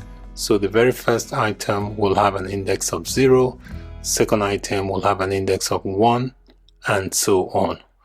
Also, one very important distinction between a tuple and a list is that a tuple cannot be changed once you have created it. You can't add items to the tuple and you cannot remove items from the tuple. It is immutable. Let's go ahead and create some tuple. So in this cell here, I'm creating a tuple called animals. I'm using the equals to assign values to the tuples, and the values are placed in between the parentheses. So I'm just going to run the cell to create the tuple. So to access an item from the tuple, you use the index of that item. For example, if I want to access this item called goat, this will have an index of 3 because the first item has an index of 0, 1, 2, 3. So all I need to do is come here and call the name of the tuple, which is called animals, add my square bracket, and I'm passing the index of the item. So if I run that, that gives me goat. You can also use negative indexing to access the values of a tuple. Negative index basically will access the item from the end of the list. So here I'm accessing -1, which means I'm accessing the last item from the list, which is tiger. So if I run this, you can see here it's giving me the value of tiger.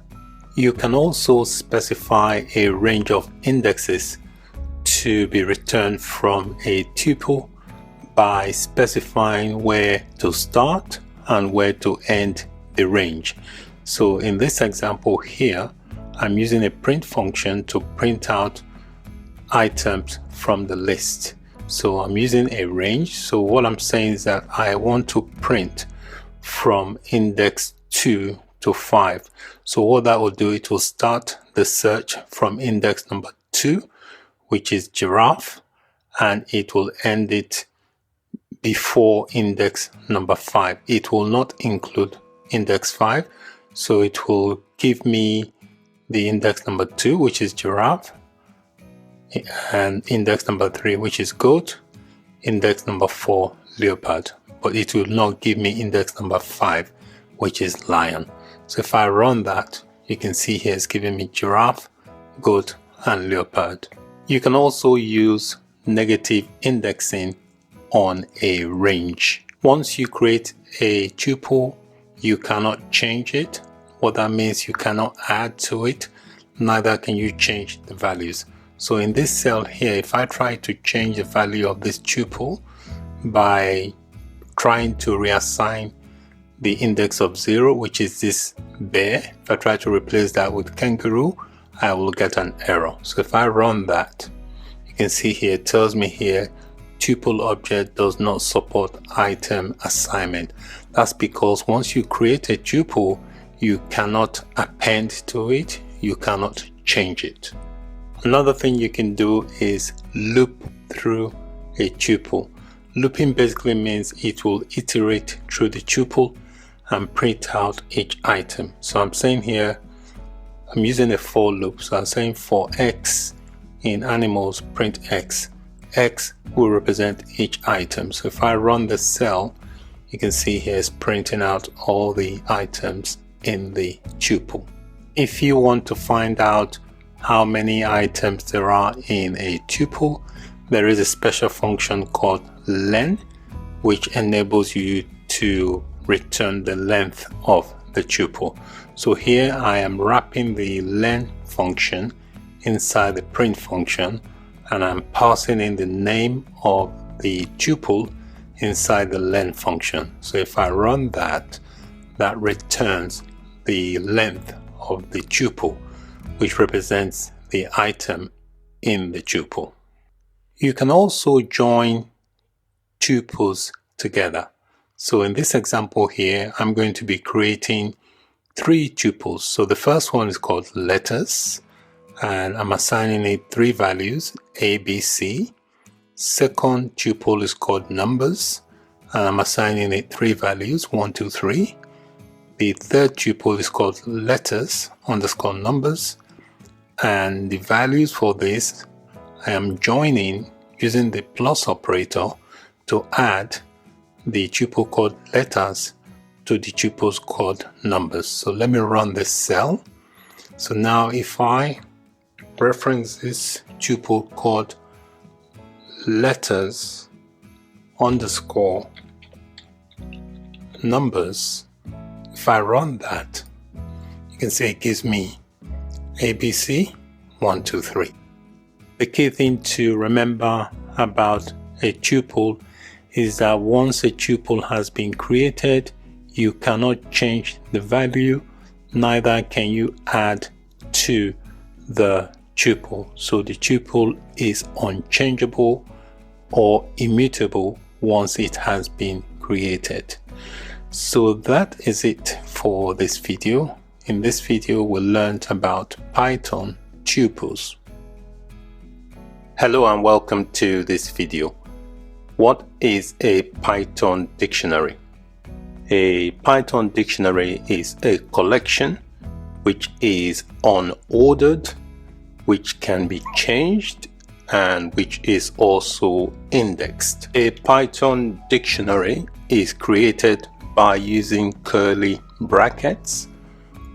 Also, a populated Python dictionary will have keys and corresponding values. So the data inside a populated dictionary is paired. Paired in the sense that they have keys and the keys have corresponding values. You can access the items of a dictionary by referring to its key name inside square brackets. The values of items in a dictionary can be changed. Also, a dictionary can be nested. That means you can have dictionaries inside other dictionaries. I have created a new notebook, and inside the notebook I have got the code here to create a new dictionary. So I'm creating a dictionary called countries underscore cities. You use the equals to sign to assign values to the dictionary, and you enclose the values in curly brackets. That's the opening curly brackets, and this here is the closing curly brackets. So these here on the left are the keys, and then these here on the right are the corresponding values. So each item in a dictionary must have a key, and the key must have a value. The key is always on the left and the value is always on the right, and then they are separated by the colon. So you can see here these are all keys and these are their corresponding values. So I'm going to run the cell. When I try to run the cell, I encountered an error. That's because it's telling me here the key that's called Croatia.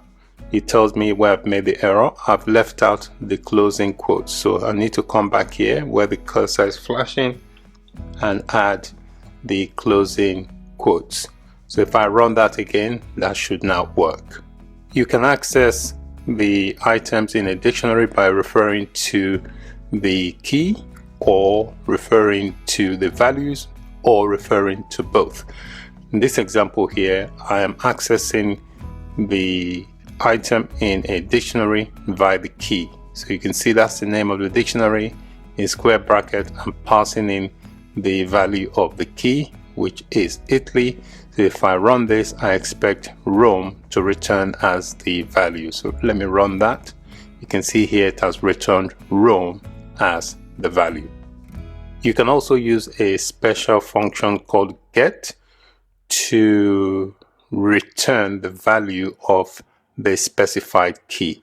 So this is the name of the dictionary, and I'm using the get function, and inside the get function I'm passing in the key, in this case Egypt, and if I run this cell it will return Cairo. So if I run that, you can see it has returned Cairo. You can also change the value in a dictionary. So in this cell here, I'm changing the value of the key that is called United States. Currently the key for that is New York. I'm going to change it to Atlanta. So if I run this cell now, it should have changed that to Atlanta. If I run the dictionary and just pass in the key United States, it should change it. You should see the change we've just made, which is Atlanta. It should now show Atlanta as a value instead of New York. So let me run that. You can see now it's returned Atlanta. You can also add items to a dictionary. Inside this cell here, I'm adding a new key, which is Japan, and I am setting the value to Tokyo inside this dictionary called countries_cities. So I'm going to run this cell. You can notice here that I've got an indentation error. That's because I've accidentally indented. So you can see where the cursor is flashing. I need to move back so that I'm indented properly. If I run that again, you can see now that has worked. So if I print the dictionary, it should now include the new key I've just added, which is Japan. So I click to run. I can see here is added Japan as well. That's Japan is the key and Tokyo is the value. You can also remove items from a dictionary. There are several ways to do this. The first way is by using the pop method. So you call the pop method on the dictionary and you pass in the key of what you want to remove. So I've passed in the key Japan, and this will remove the item for the specified key. Another way to do that is by using the delete key. So you type in DEL, the name of the dictionary, and you pass in the key inside square brackets, and this will remove the item from the specified key. Another way to do that is to use the pop item method, and inside the pop item method this will remove the last inserted item. All right, I've commented out both because I don't want that to run. I only want to run the pop method. So let me run that, and that will, I've run that, and also this print function here prints out the modified after removing Tokyo. You can see Tokyo is no longer on the dictionary list after we've removed it using the pop method. You can also loop through the dictionary keys. To do that, you use the for loop, which you use to iterate over the dictionary keys. So we say for X in the dictionary called countries_cities, you print X. X basically will represent each of the keys. So if I run that, you can see here all is done is printed out just the keys. If you want to print out just the values, there is a special function called values. So you add that function to the name of the dictionary and you print X, and that will return only the values. So if I run this cell, you can see it's only returned the values for the dictionary. If you want to get both the keys and the values, there is a special function called items that you can call on the dictionary. So here in this cell, I'm saying for X, Y, in countries underscore cities or items. So this will print out the keys and the value. X represents the key and Y represents the values. So if I run this cell, you can see here it's printed out the keys and the corresponding values. If you want to check the length of a dictionary, there's a special function called len. You can use that to print the length. So you wrap that inside this print function, and then you pass in the name of the dictionary inside the parentheses for the len function. If I run the cell, you can see it's returned 6, tells me the length of my dictionary is 6, which means I have 6 keys and their corresponding values. You can also have nested dictionaries, which means you can have a dictionary inside another dictionary. So in this cell here, I'm creating a dictionary that has other nested dictionary. So the name of the dictionary is family, and you can see it contains other dictionary. This is the first dictionary called first child, second dictionary called second child, and third dictionary called third child. So if I click to run the cell, that should create the dictionary. If you want to access a nested dictionary, you can do that by referencing the name of the parent dictionary, and then in square brackets you pass in the name of the nested dictionary you want to access. So in this cell here, I want to access the dictionary called second child. So if I run the cell, you can see it's giving me the keys and the corresponding values for the dictionary called second child. You can also clear or empty a dictionary by using the clear method. So I'm calling the clear method on the dictionary called family. If I run that, that should clear it. So if I now call the dictionary, it should return an empty dictionary. If I run that, you can see here it has returned an empty dictionary. So that is it for this video. In this video, we learned about Python dictionaries. Thanks for watching. Bye for now. Hello and welcome to this video. What are Python operators? Python operators are used to perform operations on variables and values. There are different types of operators in Python, so I'm going to cover some of the operators in Python. The first one is the arithmetic operators. So these are basically used with numeric values to perform common mathematical operations. So they include things like plus, subtraction, multiplication, division, and this here is called the modulus operator. The next type of operator is the assignment operators, and this type of operators are basically used to assign values to variables. So these are what the symbols look like. You've got the equals to, the plus equals, minus equals, multiplication equals, division equals, and modulo equals. We also have the comparison operators, which are used to compare values, and they include double equals to. If you want to compare if two values are strictly equals to each other, you use the double equals to sign. If you want to check if one value is not equals to another, you use this. If a value is greater than, you use that. If a value is less than, if a value is greater than or equals to, if a value is less than or equals to. So these are all comparison operators. The final type of operator I'm going to cover in this video is called the logical operators. They are used to combine conditional statements. So they include things like and, or not. I have created a new notebook. So inside this cell here, I'm going to add some operators, and I'm going to run through the code to explain what the operators do. I have added some code into this notebook cell to illustrate how arithmetic operators work. So I'm going to start with the addition operator. So here I'm creating two variables, variable x and variable y. Variable x, I've given a value of 7, and variable y, I'm giving a value of 5.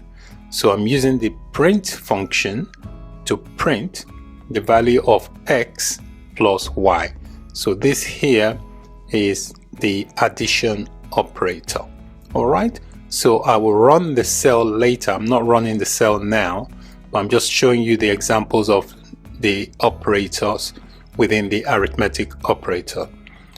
Here we've got two values, value x, value y. I'm using the print statement to print the value of x, subtract the value of y. So this here is the subtraction operator. Next, we've got the multiplication. The multiplication in Python is represented by the asterisk. Again, we've got two values, x and y.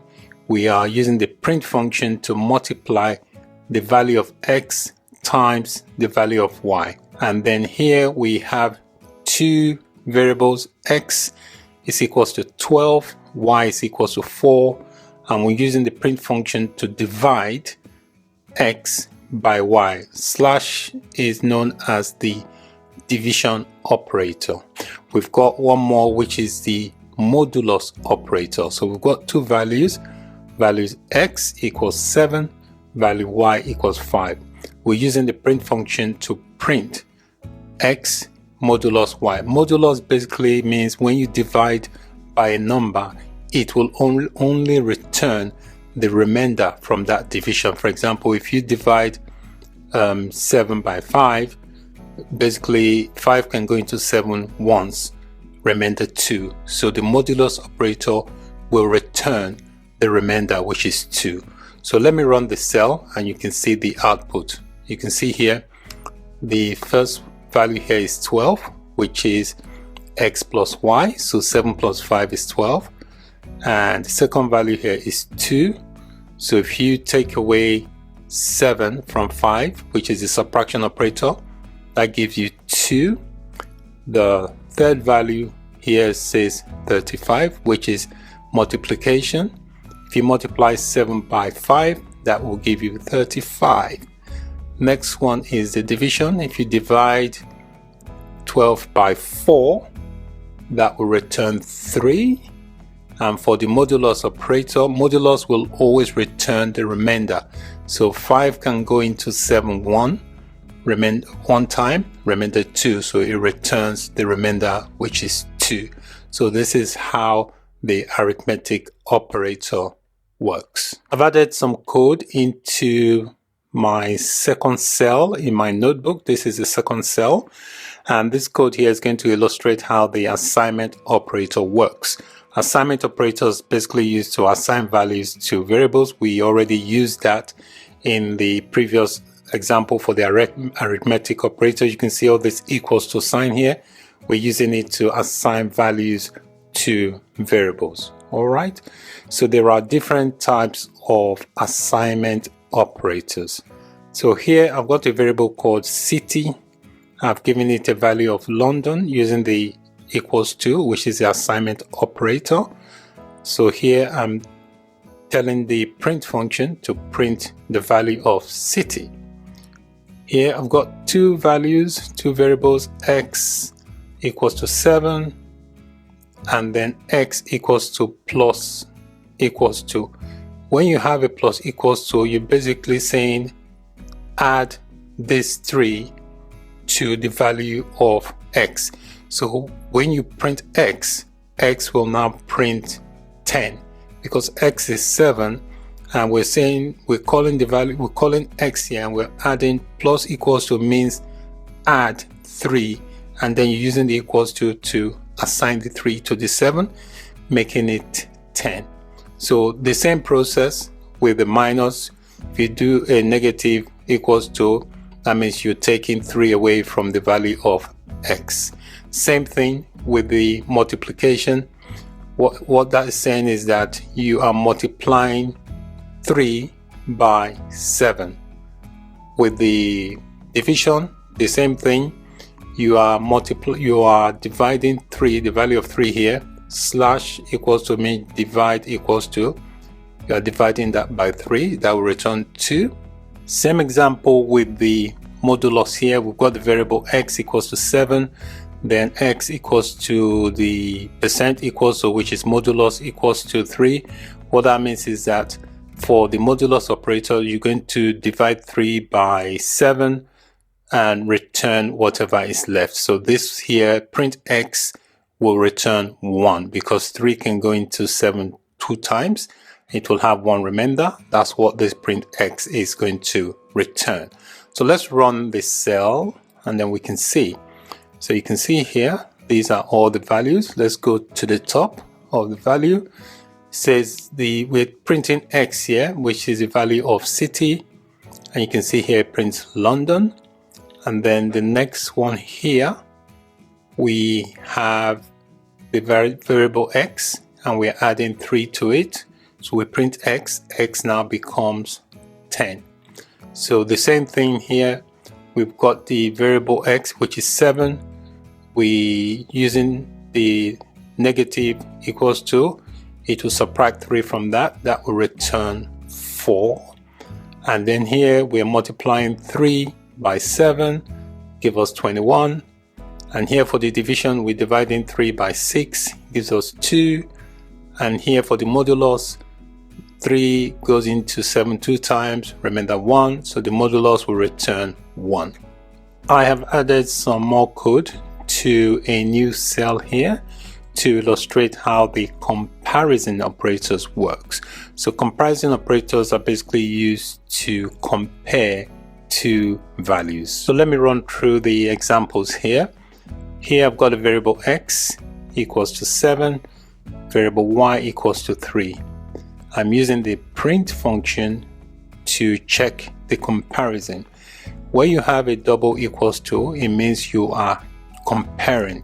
So it's saying print x is equals to. A single equals to is used to assign a value. Where you have a double equals to is used to compare a value. So note the difference. Here x equals to 7 is a single equals to. That is used to assign values to variables. Here in the print function, I am checking comparison here. So I'm checking if x is equals to y. All right, so this, if I run the cell, this is going to return false because 7 is not equals to 3. If we look in this example, x equals 7, y equals to 3, print x. Where you have the question mark, it means print x is not equals to y. This will return true because x, which is 7, is not equals to 3. And then we have, again, I'm going to use the same variables for the examples.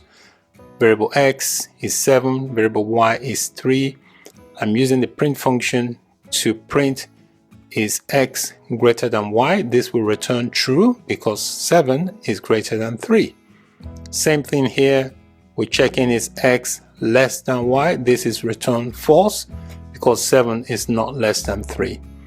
Again, the same thing, we're checking x is greater than or equals to y. This will return true because 7 is greater or equals to 3. In this example, same thing, check if x is less than or equals to y. This will return false because 7 is neither less than or equals to 3. So let me run the code and you can see the output. With a comparison operator, you always get a true or false value because you're checking things. Is this equals to what, and so on. So you always get a Boolean result. Boolean basically is a true or false outcome. I have entered some code into another cell And this cell here is going to illustrate how the logical operators work. Logical operators are used to combine conditional statements. Okay, so here I've got a variable x equals to 7, and I'm using the print function to check some conditions. So I'm saying x is greater than 3, and this and here is a logical operator, and x is less than 10. This is going to return true because 7 is greater than 3 and 7 is less than 10. Alright, so if we look at this example here, x equals to 7, we're going to use a print function to check the comparison. We're saying x is greater than 3 or x is less than 4. This is going to return true because one of the condition where you have an or, all you need is one of the conditions to be true, and that evaluates to true. If you have an and, both conditions must be true for it to return true. You can see this x is greater than 3 is one condition, and then x is less than 10 is another condition. The and here means that both conditions must be true for the outcome to be true. With the or logical operator, you only need to have one of the expression to be true, and that will return true. So in this case, x is greater than 3, that returns true. Okay, but 7 is not less than 4. You can see here it says x less than 4. 7 is not less than 4, so this part of the expression is false, but it will evaluate to true because one of the condition in the comparison is true when you use the or operator. Here we're saying x is 7. We're using the print function to use the not part of the logical operator. We're saying not x is greater than 3 and x is less than 10. This is going to return false because not is used to reverse the result. So let me run the cell and you can see the outcome. You can see here, first outcome is true, second one is true, and the last one is false. In this video, we learned about some of the operators in Python. Thank you for watching. Bye for now. Hello and welcome to this video. In this video, we are going to learn about Python conditional statements. What are conditional statements?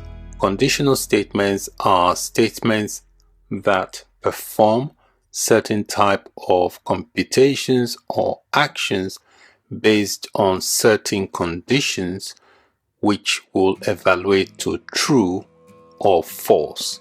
These conditions are known as Boolean conditions. There are three main types of conditional statements. There's the if statements, the elif statements, and the else statements. What are if statements? If statements are used to check conditions before executing a certain block of code. They help make your programs make smarter decisions, and they will only run or execute the code inside the if block only when the condition evaluates to be true.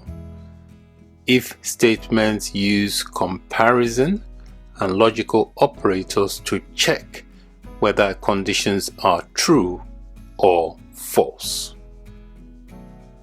I have created a new notebook, and inside this cell I have some code here to illustrate how the if statements work. So you write an if statement using the if keyword. So I have a couple of variables here. Variable A has a value of 40, variable B has a value of 80. So I'm using the if statement here to check if variable B is greater than A. Now that is the condition. So the greater than sign is what we use to check the condition. So B has 80 and A has 40. So B is definitely greater than A.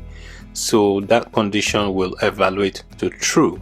So the code inside the if block, so when you write an if statement, you have the colon, and then underneath the colon is the block of code that will execute when the condition is true. So this print function here will execute this code that says B is greater than A, because that condition is true. If the condition was false, nothing will happen. The code will not execute. So let me run the code by clicking on the run command. You can see it's executed the code inside the if block, which is this text that says B is greater than A. What are elif statements? Elif statements are used to check multiple expressions until they find a condition that is true. When they do find a condition that is true, it will only execute the block of code as soon as one of the conditions evaluates to true. So if you're checking for a few conditions, it will execute the code it finds for the first conditions that evaluates to true. I have a block of code inside my second cell to illustrate how the if statement works. So I have two variables. Variable A has a value of 40, variable B has a value of 40, so they both have the same value. So I've got an if statement which is checking is B greater than A. So if B is greater than A, the code inside the if block, which is a print statement, will execute. In this condition, the condition is false because both of them have the same value. So that code inside the if block will not execute. And then we have the code in the elif block, which is checking. So I'm using a comparison operator to check. If you have a double equals to, that means you're checking is something is equals to another. So I'm checking is A equals to B. We know that they are because they both have the same value. So the code inside the elif block will execute because that condition is true. They both are equals to each other. So let me run this cell and you will see that the code inside the elif block is the one that is being executed, which is this print statement that says A and B are equal. What are else statements? Else statements are used to execute a block of code when conditions evaluate only to false. Added some block of code here into this new cell to illustrate how the else statement works. So I have two variables. Variable A has a value of 20. Variable B has a value of 10. I've got an if statement to check if variable B is greater than A. If it is, the code inside the if block of statements, which is a print statement, will execute. In this case, B is less than 20, so that will evaluate to false. So that code will not execute. We move on to the elif code. In the elif, we're checking is A is equals to B. This will evaluate to false, so that code block will not execute. We move on to the else statement, which is going to evaluate to true because A is greater than B. So that code will execute. So let me run the code and you see it's saying A is greater than B because that is the only condition that is true. We also have what is called a nested if statement, which is basically an if statement embedded inside another if statement. I have added a block of code into this cell to illustrate how the nested if statement works. So I've got a variable X which has a value of 51, and I've got my first if statement which is checking if X is greater than 10. That is going to evaluate to true, so the statement, which is the print statement above 10, is going to be printed. And then we have the second if statement, which is embedded inside the first one, which is checking if x is greater than 20. That is going to evaluate to true. So the print statement, which says above 20, is going to be executed. All right, so we have two statements that evaluate to true. So if I run that, we should have two printouts. The first one says above 10, which is for this one, and the second says above 20, which is for that. So that's basically how the nested if statement works. So in this video, we've learned about Python conditional statements. Thanks for watching. Bye for now. What are Python loops?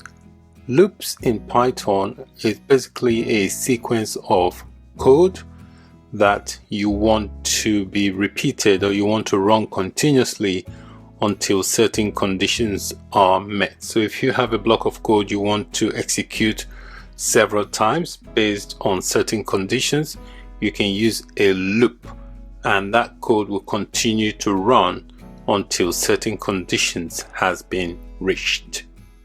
There are two basic types of loops in Python.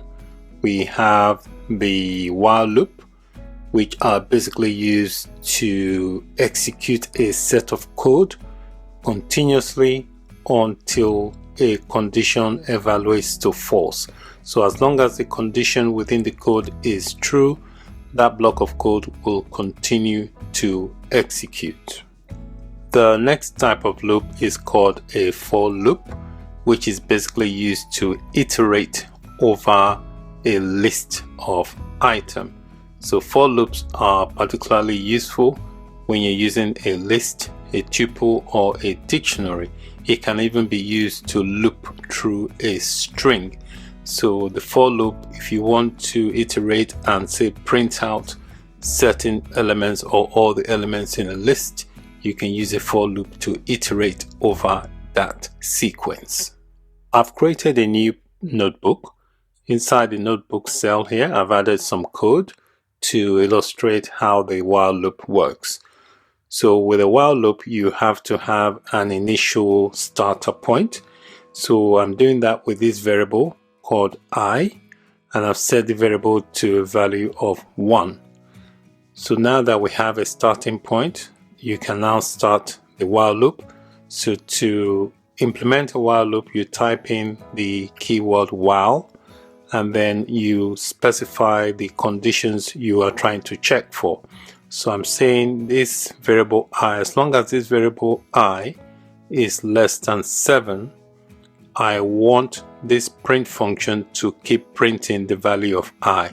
So what this will do, it will continue printing I until it reaches 7. So once it goes past 7, that condition becomes false and the loop will stop.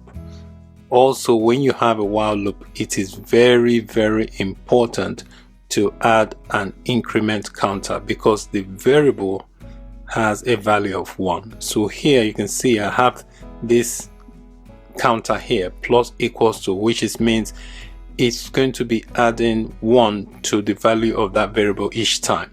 So the first loop will run, it will print out the value of 1, and then this statement will add plus equals to, means add 1 to the value of the variable I. So it will keep adding 1 until it exceeds that level. So the moment it comes to 7, the loop will stop because it would have evaluated to false, because I will no longer be less than 7. So but it's very important you add this increment counter. If not, the loop will go on forever. It will never be false. So the counter is very important so that at some point it evaluates to false. All right, so let me run this and then you can see what I mean. You can see here it will print, it prints up to 6. It doesn't print 7 because that basically is where the condition becomes false. So it will keep printing as long as this condition is true.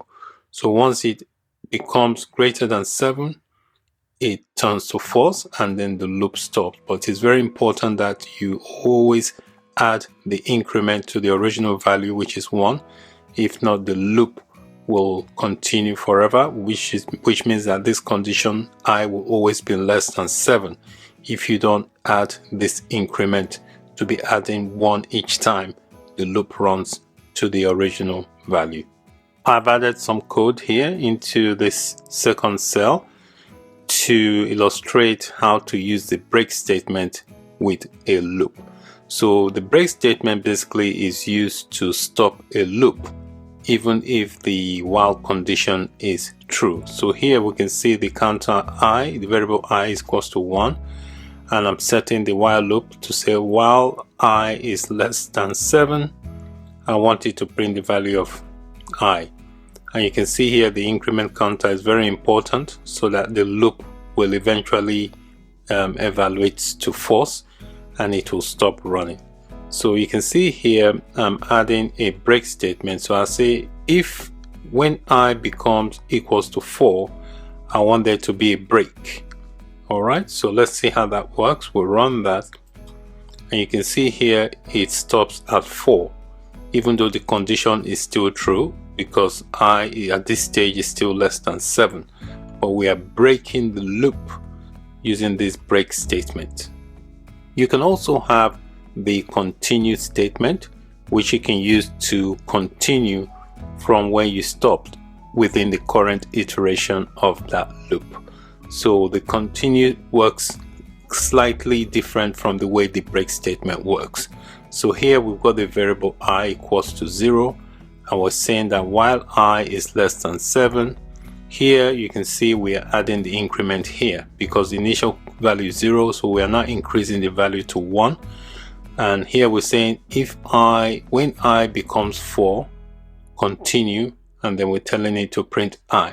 So you will see here when I run this cell that the number 4 is going to be missing from the report, from the result, because we're telling it to continue when it gets to 4. So it will skip 4 and then continue with the loop. So if I click run, you can see here it does 1, 2, 3, it skips 4 and then prints out the rest. I've got some code in this cell here to illustrate how the for loop works.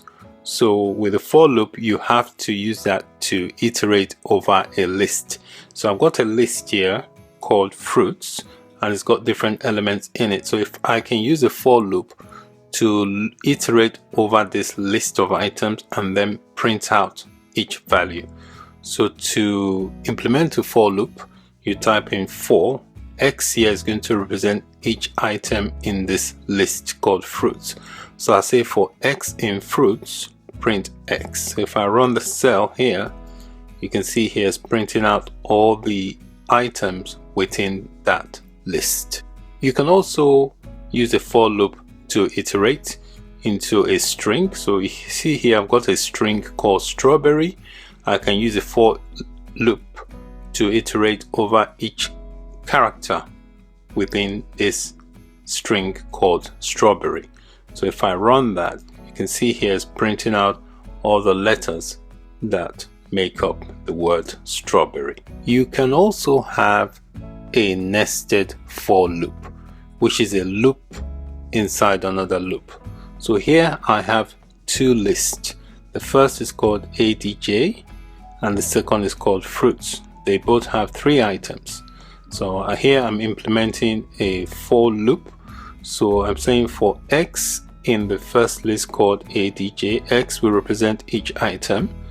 And then the second loop, I will say for Y, Y represent each item in the list called fruits.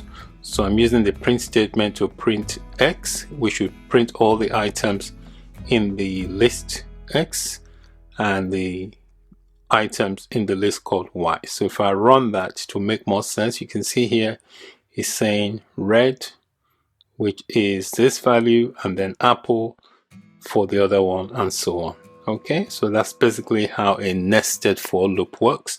It's a loop inside another loop. In this video, we learned about Python loops. Thanks for watching. Bye for now. Hello and welcome to this video. In this video, you will learn about Python functions. You learn how to create a function and also how to call or activate a function. What are functions? In Python, functions are pieces of code or code blocks that are used to do something. Basically, they are a group of related statements that are used to perform a specific task. Functions are useful. They help break your programs into smaller and modular chunks so that as your program grows larger and larger, the functions makes the programs more organized and easier to manage. Functions avoids repetition and makes it possible for you to reuse your code. So once you've created a function, you can reuse it as many times as you want. Once you've created a function, the function does not do nothing until you activate or call the function. So the process of activating a function is also referred to as executing or running a function, and you do that by calling the function with its name. So whatever name you've called your function, if you want to activate or execute it, you need to call it by its name.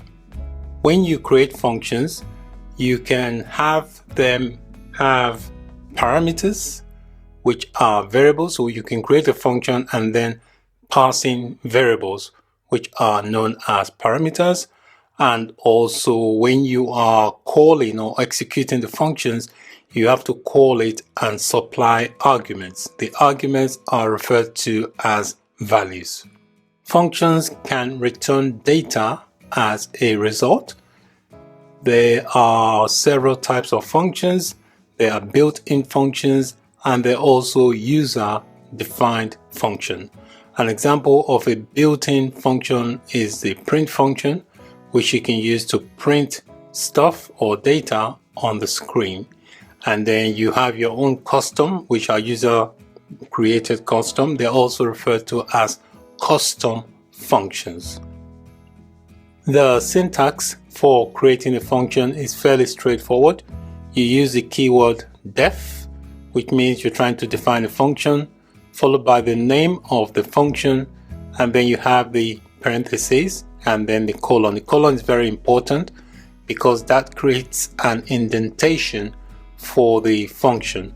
So anything underneath the indentation here, which is created by this colon, anything here is called the function body. So when you execute or call the function, this is the part of the code that will execute.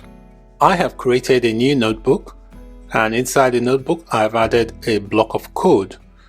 Here I'm creating a new function called sum. So you create a function by using the keyword def space.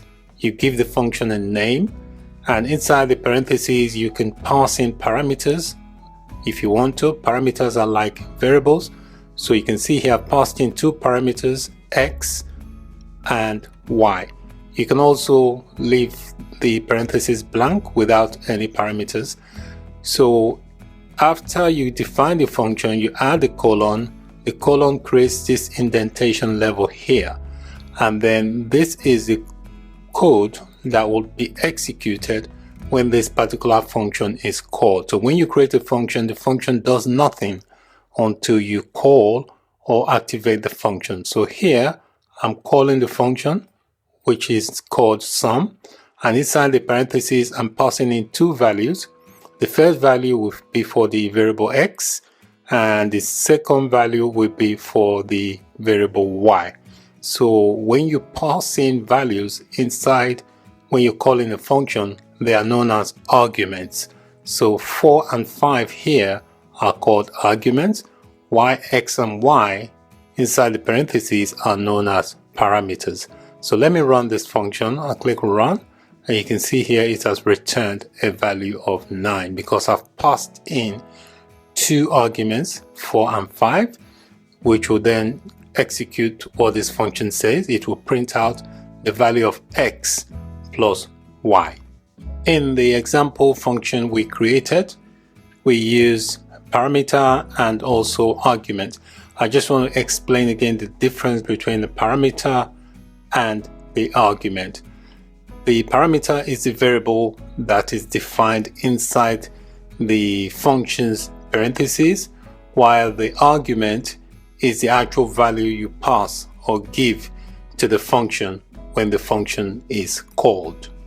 What is the default parameter value? This is the value that a function uses when the function is called without passing any value to the function.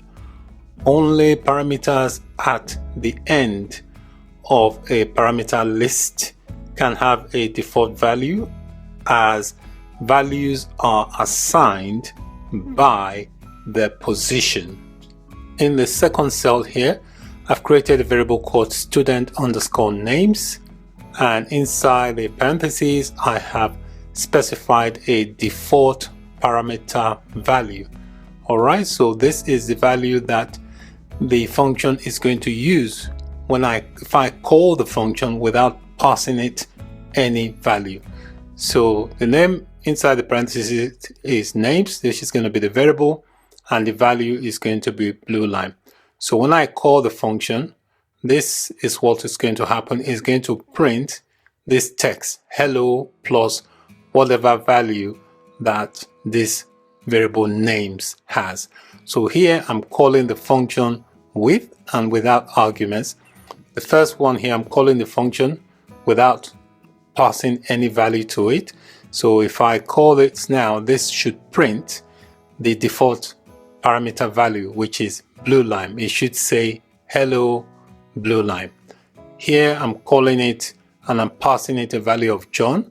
So now the name variable will now have the value of John, and this I'm calling here again and giving it a different value. So let me run that, and then you can see it says hello blue line, which is the default value because I call the function without giving it any value or argument. I call the function again, give it a value of John. It says hello John.